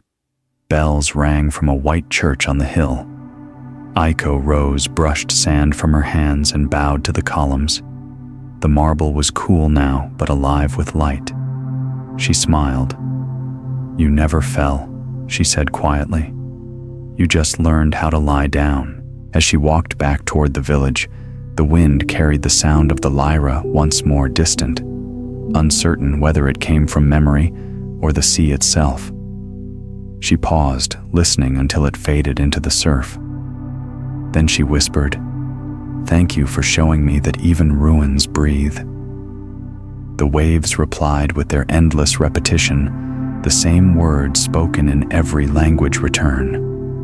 And somewhere beyond the horizon, the sun rose higher, illuminating a world that was always beginning again. The journey to Mongolia began with wind and ended with sky. From the moment the small plane descended into Ulaanbaatar, Aiko felt as though she had stepped into the middle of an unfinished horizon. The light here had no edges. It poured over everything, the plains, the rivers, the herds of horses moving like smoke across the steppe. Even the mountains on the farthest rim looked like ideas of mountains drawn softly against the blue. She rode west with a family of nomads who had agreed to take her across the grasslands to the edge of the Gobi. Their truck smelled of wool and diesel. Inside it, laughter and silence coexisted without conflict. The matriarch Oyun spoke only a little English, but offered Aiko dried cheese wrapped in cloth. "Food for wind," she said, smiling. Her eyes were round and kind, like the full moon rising over their camp that first night. They slept in Ajir white felt walls, breathing with the weather. The air inside was sweet with smoke and milk tea. Outside, the steppe stretched into infinity, a green ocean rippling under the wind's invisible hand. Aiko stepped out after sunset. The sky was raw and enormous. Stars didn't glitter.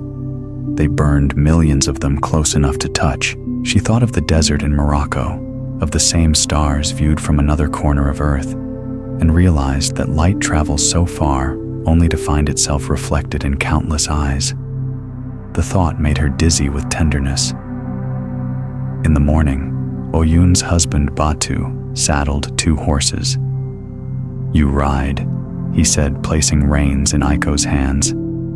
"Slow first. Let horse choose pace." They rode through grass that whispered like silk. Wind bent it in waves so that the land appeared to breathe. The horizon moved constantly, never nearer, never farther. Aiko realized she had never known what distance truly meant until she saw it unbroken. At midday, they stopped by a shallow river. Batu knelt and filled his hands with water, letting it fall back through his fingers. "This river," he said, "moves without fences. It belongs to sky, not land." He looked at her and smiled, like silence. It can cross anywhere.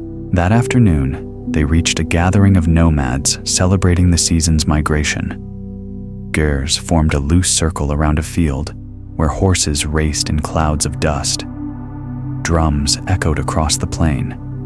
The air smelled of smoke and meat milk and earth. Aiko sat beside Oyun, watching children run with ribbons trailing from their hands. "We move 4 times each year," Oyun said. "Always the same ground, always new.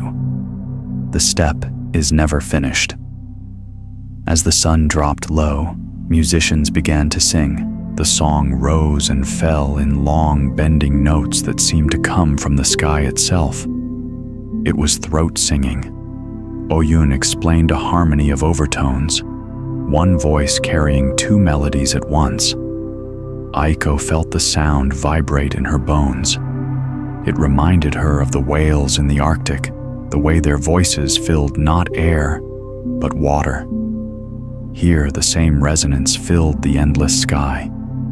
She closed her eyes and listened. The sound did not move through her. It was her extended outward until she could no longer find the edges of herself. Later, a boy handed her a moran kur, a horsehead fiddle carved with simple beauty. "Play," he urged. She laughed, shaking her head, but he guided her hands to the strings.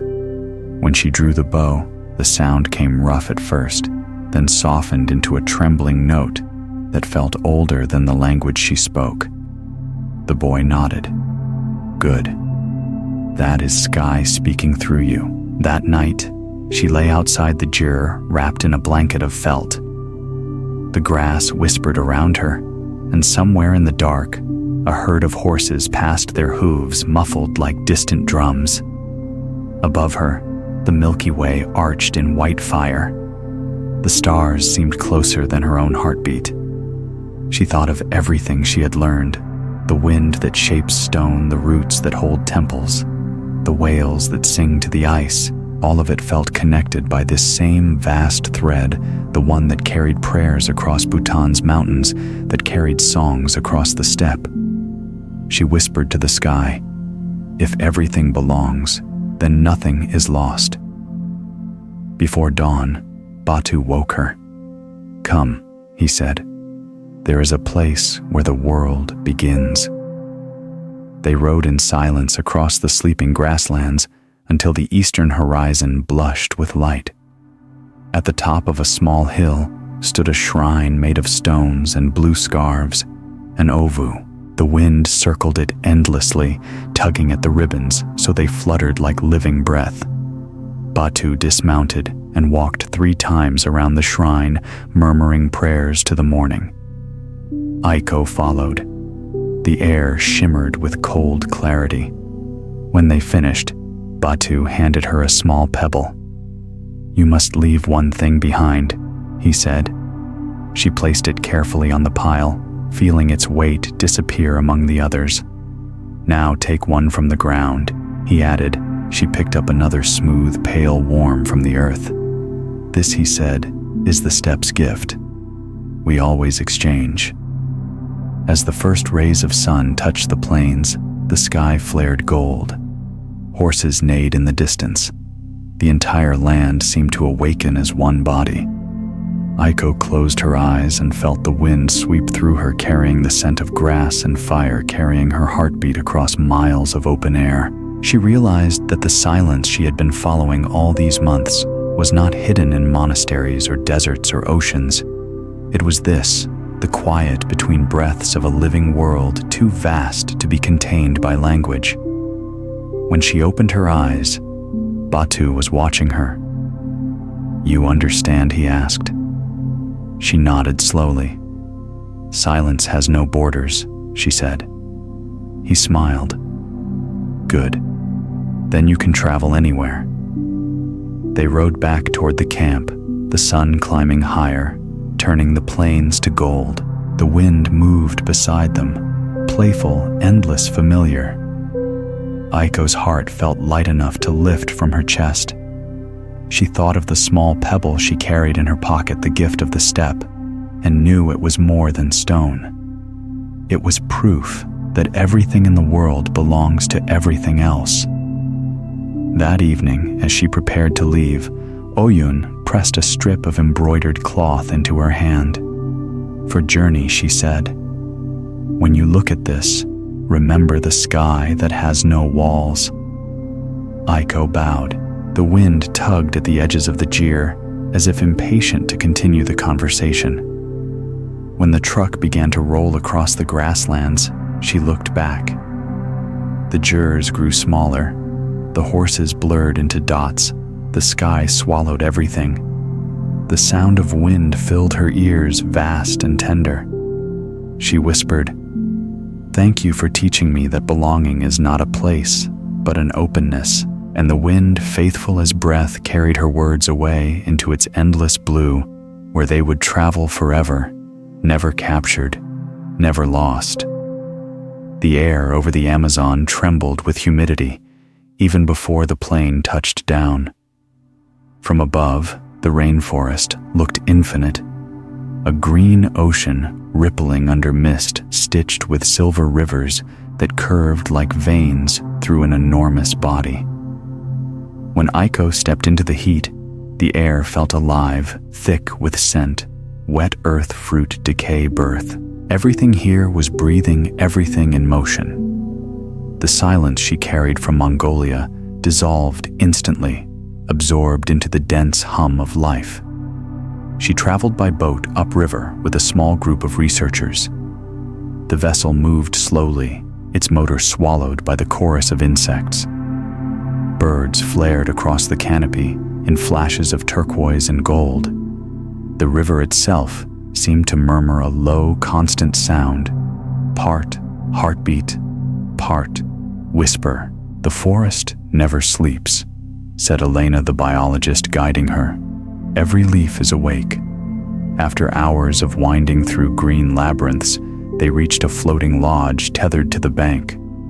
Aiko's room was made of woven wood and open to the air. Rain fell constantly, sometimes as mist, sometimes as thunder. It hit the roof in rhythms that never repeated. She lay on her cot that first night listening. The rain was everywhere above, around, within, yet beneath its endless pattern, she sensed something steady, a slow pulse that tied all the noise together. It was not silence in the way she had known it before. It was the stillness of life in full motion. In the morning, Elena led her into the forest. The path was narrow, lined with roots as thick as arms. Light filtered through layers of leaves, turning everything emerald. The air vibrated with unseen creatures, the drone of cicadas, the croak of frogs, the distant roar of a howler monkey. Each sound seemed to arise from the earth itself. In this forest, Elena said sound is not disturbance, it's conversation.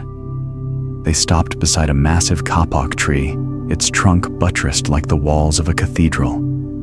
"This one has lived for 1,000 years, Elena whispered. "It's older than any city we know." Aiko placed her hand on the bark.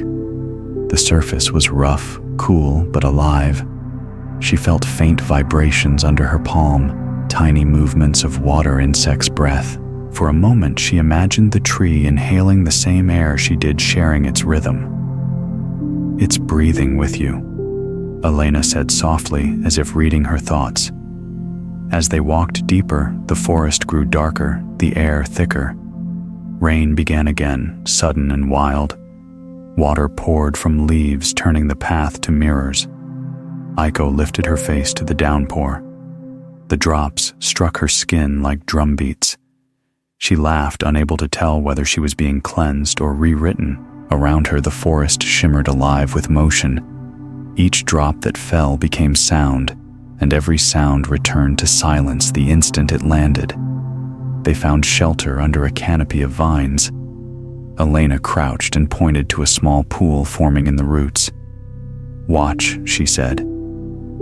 Within moments, tiny frogs appeared, their voices rising into delicate clicks. "They wait months for this," Elena explained. "Rain wakes them.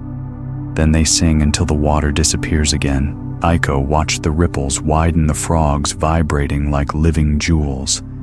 The forest, she realized, was not simply alive, it was composed. Every being entered and exited its song at the right time.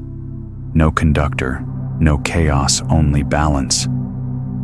That night, thunder rolled over the canopy like the slow turning of the world.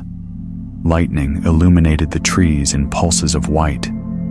The storm's roar was immense, but Aiko felt no fear. Instead, she lay in her hammock heart, matching the rhythm of the thunder. For the first time, she understood that stillness did not mean quiet. It meant participation without resistance. The forest's music was not noise. It was truth too large for silence. At dawn, the rain stopped. Mist rose from the ground in curls, carrying the scent of renewal. Birds began to call again, each note spaced perfectly within the next. Elena handed Aiko a gourd filled with river water. "Drink," she said. "This has touched every root for 100 miles." The water was warm and earthy. It tasted like memory. Later that day, they met an elder from a nearby village, a man named Tupa. His face was carved with lines that looked like tributaries of a river. He spoke slowly, his words translated by Elena. "The forest listens," he said. "When we hunt or plant, we speak first, not to ask permission to remember we are part of what we touch." He tapped his chest. "Inside here, the same forest grows." He led them to a clearing where hundreds of butterflies lifted in a cloud of color yellow, blue, white. They swirled around him, landing on his shoulders. "They are born from silence," he said, "and they return to it." Aiko watched them rise until they vanished into sunlight, their wings flashing like tiny mirrors. That evening, she sat alone on the dock. The river flowed beneath her, slow and brown, carrying fragments of leaves and sky. The sound of insects was so constant, it became a kind of fabric around her. She took out the small pebble Batu had given her in Mongolia and dropped it gently into the water. The ripples spread outward, merging with the current. She whispered, "Let everything I have learned find its way home." The forest answered not with stillness, but with more life. A fish breaking the surface, a bird calling the splash of rain returning. She smiled. The silence she had sought no longer hid between sounds. It lived inside them like breath inside a song. When she left the next morning, Tupa handed her a small vial of river water. "Keep it," he said, "but only until you hear it calling. Then give it back." She nodded. The vial shimmered in the light, tiny bubbles gliding upward, as if the water itself was alive. As the boat drifted downriver, rain began again, soft, endless, forgiving. Aiko held the vial to her heart. The forest receded slowly, yet its voice remained inside her, woven into her pulse. Every drop that struck the river seemed to echo the same message, that silence is not the absence of sound, but the heartbeat shared by all that sings. The air above Central Australia shimmered as though the world were exhaling light. From the small plane, Aiko saw a landscape painted in tones of rust and flame, vast stretches of desert, broken by ridges, dry riverbeds, twisting like forgotten signatures. Nothing here seemed still yet, nothing moved. When she stepped onto the tarmac in Alice Springs, the heat struck her like a slow drumbeat. Even the silence buzzed with warmth. It was not empty, it was ancient. A guide named Mara met her, a woman of the Arunta people, whose eyes held both mirth and distance. "This land remembers," Mara said, her voice low and even. "It carries stories older than language. You just have to listen where there are no words." They drove for hours into the outback. The road shimmered with mirage. The sky stretched unbroken in every direction. Occasionally, a single tree appeared, its branches, thin, defiant, silvered by the sun. "That one," Mara said, pointing, "has been standing since my grandmother's grandmother's time. The wind carved it. The lightning fed it." By evening, they reached a cluster of red cliffs rising abruptly from the plain. Shadows pooled in their folds. The air smelled of dust and eucalyptus. They set up camp beside a dry creek bed where smooth stones gleamed like buried embers. As night fell, the heat softened and the desert began to breathe again. Aiko sat near the fire, listening to the rustle of wind through spinifex grass, the distant cry of a nightbird. Every sound was spaced perfectly, like pauses in a story. Mara handed her a piece of sandstone streaked with ochre. "Tomorrow," she said, "we'll walk to the rock that sings." Dawn arrived, painted in pale gold. They began their walk before the sun climbed too high. The ground glowed beneath their feet, soft with fine dust. Mara walked ahead, her steps sure, her shadow long. "Our people call this country Chukurpa," she explained. "It means the dreaming, the story that never ends. The rocks, the wind, the stars, they're all verses of the same song." They reached a vast rock formation, rising from the desert floor like the spine of a sleeping giant. Its surface was covered with faded ochre markings, concentric circles, spirals, lines that seemed to pulse in the sun. "These paintings are not art," Mara said. "They're maps, prayers, memories. Each shape tells of where the water hides, which stars to follow, who we are." Aiko placed her palm on the rock. The stone was hot, almost alive. She felt a subtle vibration, like a voice buried under centuries of silence. Mara smiled. "That's it," she said. "You feel it singing. The rock remembers the first footsteps. It remembers the rain that carved its skin. It remembers us." They sat in the shade as the day grew fierce. The wind rose, carrying fine red dust that shimmered like smoke. "When we die," Mara said, "our breath becomes wind, our bones become sand, our voices become echoes in these stones. The land doesn't hold our ghosts, it becomes them." Aiko thought of the banyan trees in Cambodia, the mountains in Bhutan, the whales beneath the ice. Everywhere she had gone, the earth had spoken the same language, memory and motion. "Maybe the world is a single body," she said softly, "and we are the ways it remembers itself." Mara nodded. "That's the old truth. The dreaming never ended. It's just waiting for us to listen." As the sun began to set, the cliffs ignited with color, orange deepening into crimson, melting into violet. The air grew cooler, carrying the faint scent of rain, though no clouds appeared. Mara began to hum a low sound that blended with the wind. Aiko closed her eyes and let the vibration fill her chest.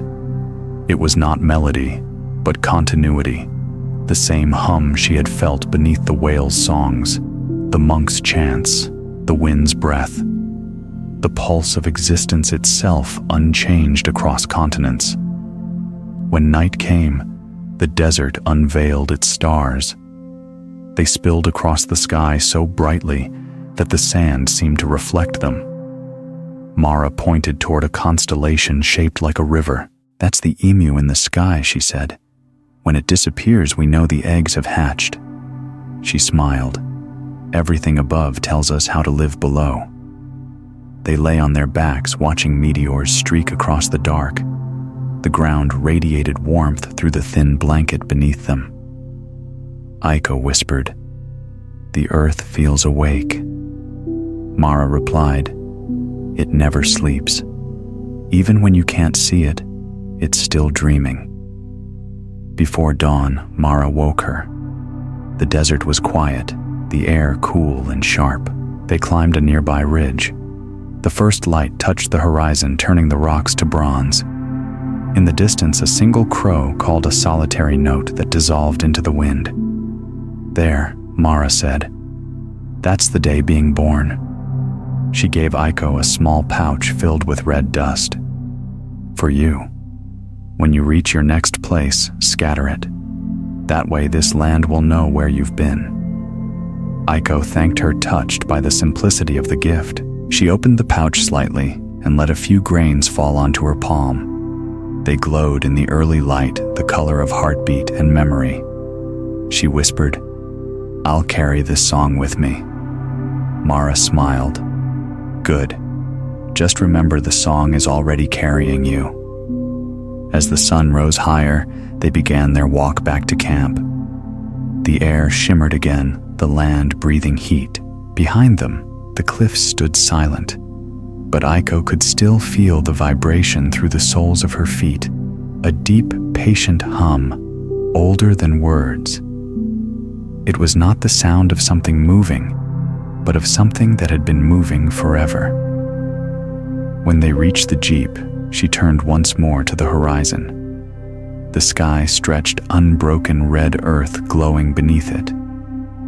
She realized that what she had called silence all along was not an escape from life.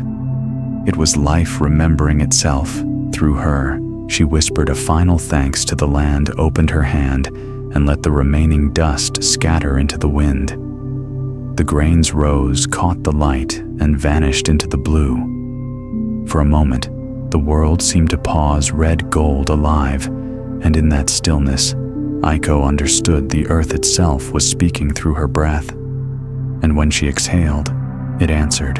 When the plane descended through clouds over northern Scotland, Aiko saw the land appear as if exhaled by water, rolling hills washed in gray-green locks that gleamed like fragments of mirrors, and mist wandering freely, as though it had forgotten where it came from. The air that met her outside the small Inverness airport was cold and clean, tasting faintly of peat and rain.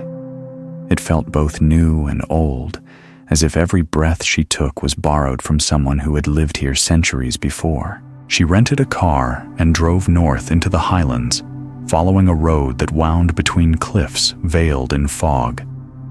The sky never quite brightened. Light seeped through rather than shone. Sheep grazed along the hillsides, their white forms barely distinguishable from the mist. Now and then, the ruins of stone cottages appeared roofless, covered in moss, standing like memories refusing to be erased. By afternoon, she reached a small village near Loch Torridon, where stone houses huddled against the wind. Her host, an old man named Callum, greeted her with quiet warmth. "You'll find the silence here heavy," he said, pouring her tea.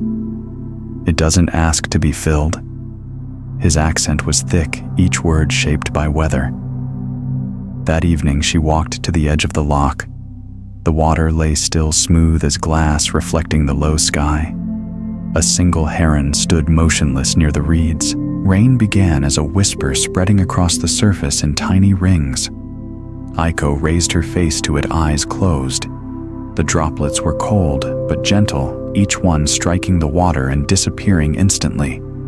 Yet together, they created a music soft, continuous, unending. She sat on a boulder wrapped in her coat and listened. The sound of rain on water was unlike anything else. It didn't echo or linger. It simply became part of what it touched. She realized that perhaps the purpose of sound was not to be remembered, but to remind the world that it was still alive. The next morning, Callum offered to take her to a place he called the Old Ring. They hiked through heather and bracken, their boots sinking into wet earth. The mist thickened, curling between the hills like smoke. "My grandmother said these stones were once a circle for calling the sun," Callum said. "Now they just listen." When they reached the clearing, Aiko stopped in awe. 12 stones stood in a rough circle, each worn smooth by centuries of rain and wind. Moss covered their bases. Lichen painted their faces in pale gray patterns. The air inside the ring was noticeably still, as if the world outside had decided to hold its breath. Aiko stepped between the stones. Her footsteps sounded distant, absorbed by the damp ground. She placed her hand on one of the monoliths. It was cold, slick alive with moisture. "What do you think they remember?" she asked. Callum shrugged. "The same thing we all do," he said. "That everything returns." They sat in silence for a while, the mist curling around them. When Callum began to hum a low tune, wordless and slow, the stones seemed to hum with him. The vibration was faint, but real, a resonance shared between man and rock. Aiko closed her eyes. She could feel the sound in her chest, the same rhythm she had felt in the deserts and forests, the same heartbeat of the world. Later, when Callum left her alone, she remained within the circle. The rain had stopped, and fog hung suspended like breath. The loch below reflected nothing, now only gray. Aiko knelt and traced the ground with her fingers. The soil was cool, rich with the scent of moss and age. She whispered, "If all things return, then even silence must come back to those who forget it." A sudden gust of wind swept through the circle, stirring the mist into spirals. For an instant, she thought she saw shapes moving within it, figures perhaps, or memories. Then they vanished. Only the whisper of wind remained. She smiled, not frightened, but humbled. As evening fell, she walked back toward the village.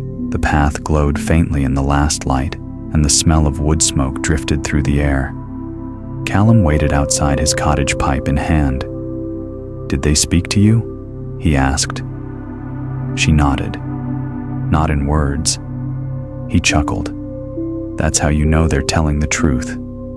Inside, they ate stew by the fire. Flames reflected in the small window, merging with the reflection of rain. The old folk used to say, Callum began, that mist is the earth dreaming. It rises to remember and falls to forget. He looked at her thoughtfully. "You've seen much of the world, haven't you?" She smiled. "Enough to know I've only seen the same thing wearing many faces." He nodded, satisfied. "Aye, that's the secret." That night the storm returned. Wind roared through the chimney. The walls creaked.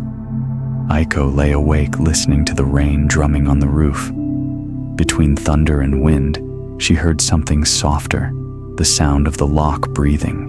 The water rose and fell with the storm, yet within its movement was a calm so deep it felt infinite. She realized the loch was not resisting the weather. It was becoming it. At dawn, the world was washed clean.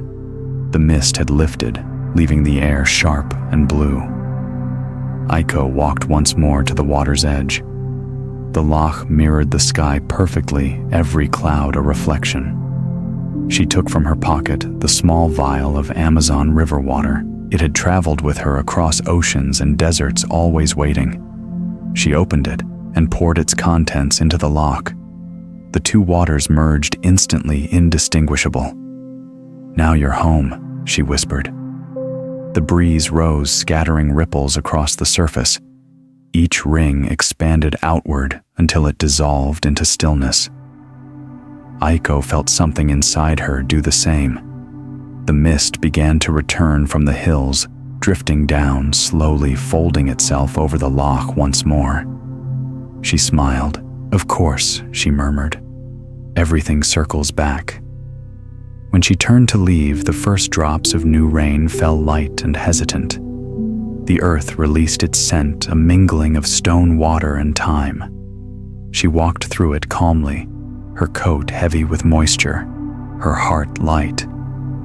Behind her, the loch vanished into mist again, as if the morning had closed its eyes. And in that dissolving, she finally understood. Silence is not the end of sound. It is the return of all things to where they began. The helicopter rose through a thin breath of cloud and set her down on a plateau so high that the air itself seemed carved from glass. The Himalayas surrounded her again, jagged peaks like frozen flames, their white edges slicing into an endless blue. The light here was so pure it had weight. It pressed gently against her skin. Aiko stepped out, her breath turning instantly to mist, and felt the old familiarity of altitude, the way silence thickened until even thought slowed to a hum. She had returned to Nepal by instinct rather than plan. Months of travel had circled her back to the same mountains where her search for stillness had first found voice. This time, though, she had no questions left to ask. She came to listen not for answers, but for the echo that follows completion. A narrow trail led her to a lake cradled within cliffs of ice and rock. Locals called it Cho Karpo, the white mirror, The surface stretched wide and motionless, reflecting every peak above it so perfectly that sky and earth were indistinguishable. A single ripple would break the illusion, but there was none. It was as if the lake held its breath, waiting for her. A young monk named Loden met her near a cluster of stone huts. He bowed deeply, his smile quiet. "Few come this high," he said. "The lake shows what the heart hides." His English was careful, melodic. "Stay until it speaks, but do not ask what it will say." Each morning she walked to the water's edge and sat in silence. Wind whispered across the cliffs, but the lake rarely stirred. At noon, the sun turned it into liquid silver. At dusk, it became a pool of violet glass. The stillness was so complete that she began to feel transparent, her thoughts dissolving into air. One afternoon, Loden joined her carrying 2 cups of butter tea. "When I was a boy," he said, "I asked my teacher why the gods made mountains so hard to reach. He told me they did not. We made the lowlands too crowded." He smiled, offering her the cup. The tea was salty and thick, its warmth grounding. "The lake teaches by reflection," he continued. "If you see only yourself, you are still looking outward. If you see everything, you are looking inward." They sat without speaking for a long while. The sun dipped behind a ridge, and light scattered into 1,000 shards upon the ice. The air shimmered with quiet. Then, without warning, the wind shifted and sent a single wave rippling across the lake. The reflection fractured mountains, clouds, her own face, all dissolving into motion. When it settled again, the world returned, rearranged. That night, unable to sleep, Aiko stepped outside her hut. The moon hung directly above the peaks, huge and clear. The lake glowed like a second moon on Earth.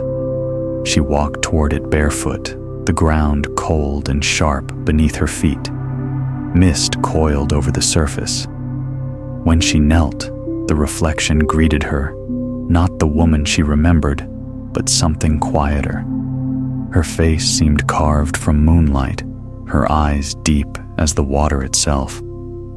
For a moment, she felt both watcher and reflection, mountain and sky solid and fluid. The boundaries blurred until they vanished. She whispered, "If everything mirrors everything, what remains unseen?" The water trembled slightly, then stilled.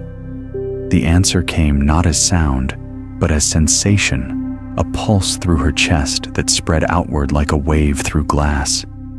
In that instant, memories rose and fell within her, like reflections catching light. The monk's flute in Nepal, the whales beneath the ice, the wind-sung stones of Patagonia, the red dust of Australia. Each moment she had ever called silence returned, folding into a single rhythm. It was not the absence of noise, but the unbroken continuity of being the same breath moving through every form. She stayed there until dawn. When the first light reached the peaks, the lake turned gold. Loden found her still kneeling, her hands resting on the water's surface. "It showed you?" he asked. She nodded slowly. "Not what I expected." He tilted his head. "Then it showed you truth." He led her up a small path to a stupa overlooking the valley. Prayer wheels spun softly in the breeze, each rotation sending invisible prayers into the air. Loden placed a small mirror in her hand, its back carved with the image of a lotus.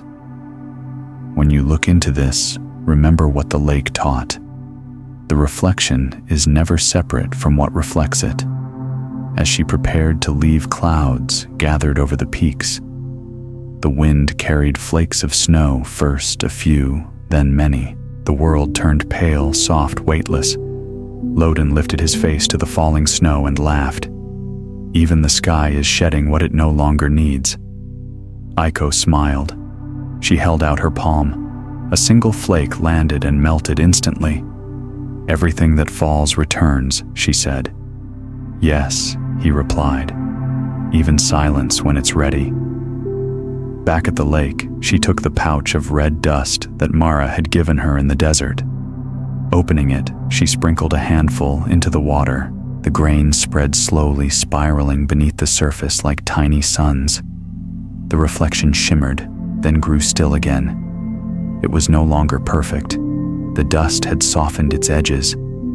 Yet somehow it looked more real, like the world itself made of both clarity and impermanence.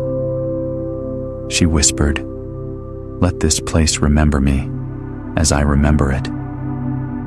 When she turned away, the wind rose once more, carrying snow and light in equal measure. The lake faded behind her, but its reflection remained within the calm surface that mirrored everything, yet clung to nothing. At the edge of the ridge, she paused and looked down one last time. The mountains blazed under the morning sun. The lake glimmered like an open eye. And from somewhere deep inside, she heard what she had been searching for all along, not silence, but the voice beneath it. It said simply, "You are already home." When the airplane descended through a veil of cloud over Tokyo, the city below looked almost unreal, an ocean of rooftops and windows shimmering under the dawn. Aiko pressed her forehead to the glass. The pattern of streets, the steady pulse of traffic, even the faint glow of vending machines all seemed to breathe with quiet purpose. For months, she had been chasing silence across deserts, oceans, mountains. Now she was returning to the place where sound never stopped, and yet her heart did not resist it. It simply listened. The taxi wound through narrow streets toward her old apartment. Nothing had changed. Neon lights flickered awake in the pale morning. A baker slid open the shutters of his shop. A cat stretched across a warm patch of concrete. The air smelled of rain and electricity. She carried no souvenirs, only the small mirror the monk had given her and the memory of every landscape she had met. Inside her apartment, dust motes floated in the first sunlight. Everything felt smaller than before, but alive. She boiled water for tea, the kettle whistling softly, a domestic music she had once ignored. She stood by the window as the city stirred cars, bicycles, voices. It was the same noise she used to call chaos, yet now it felt rhythmic whole.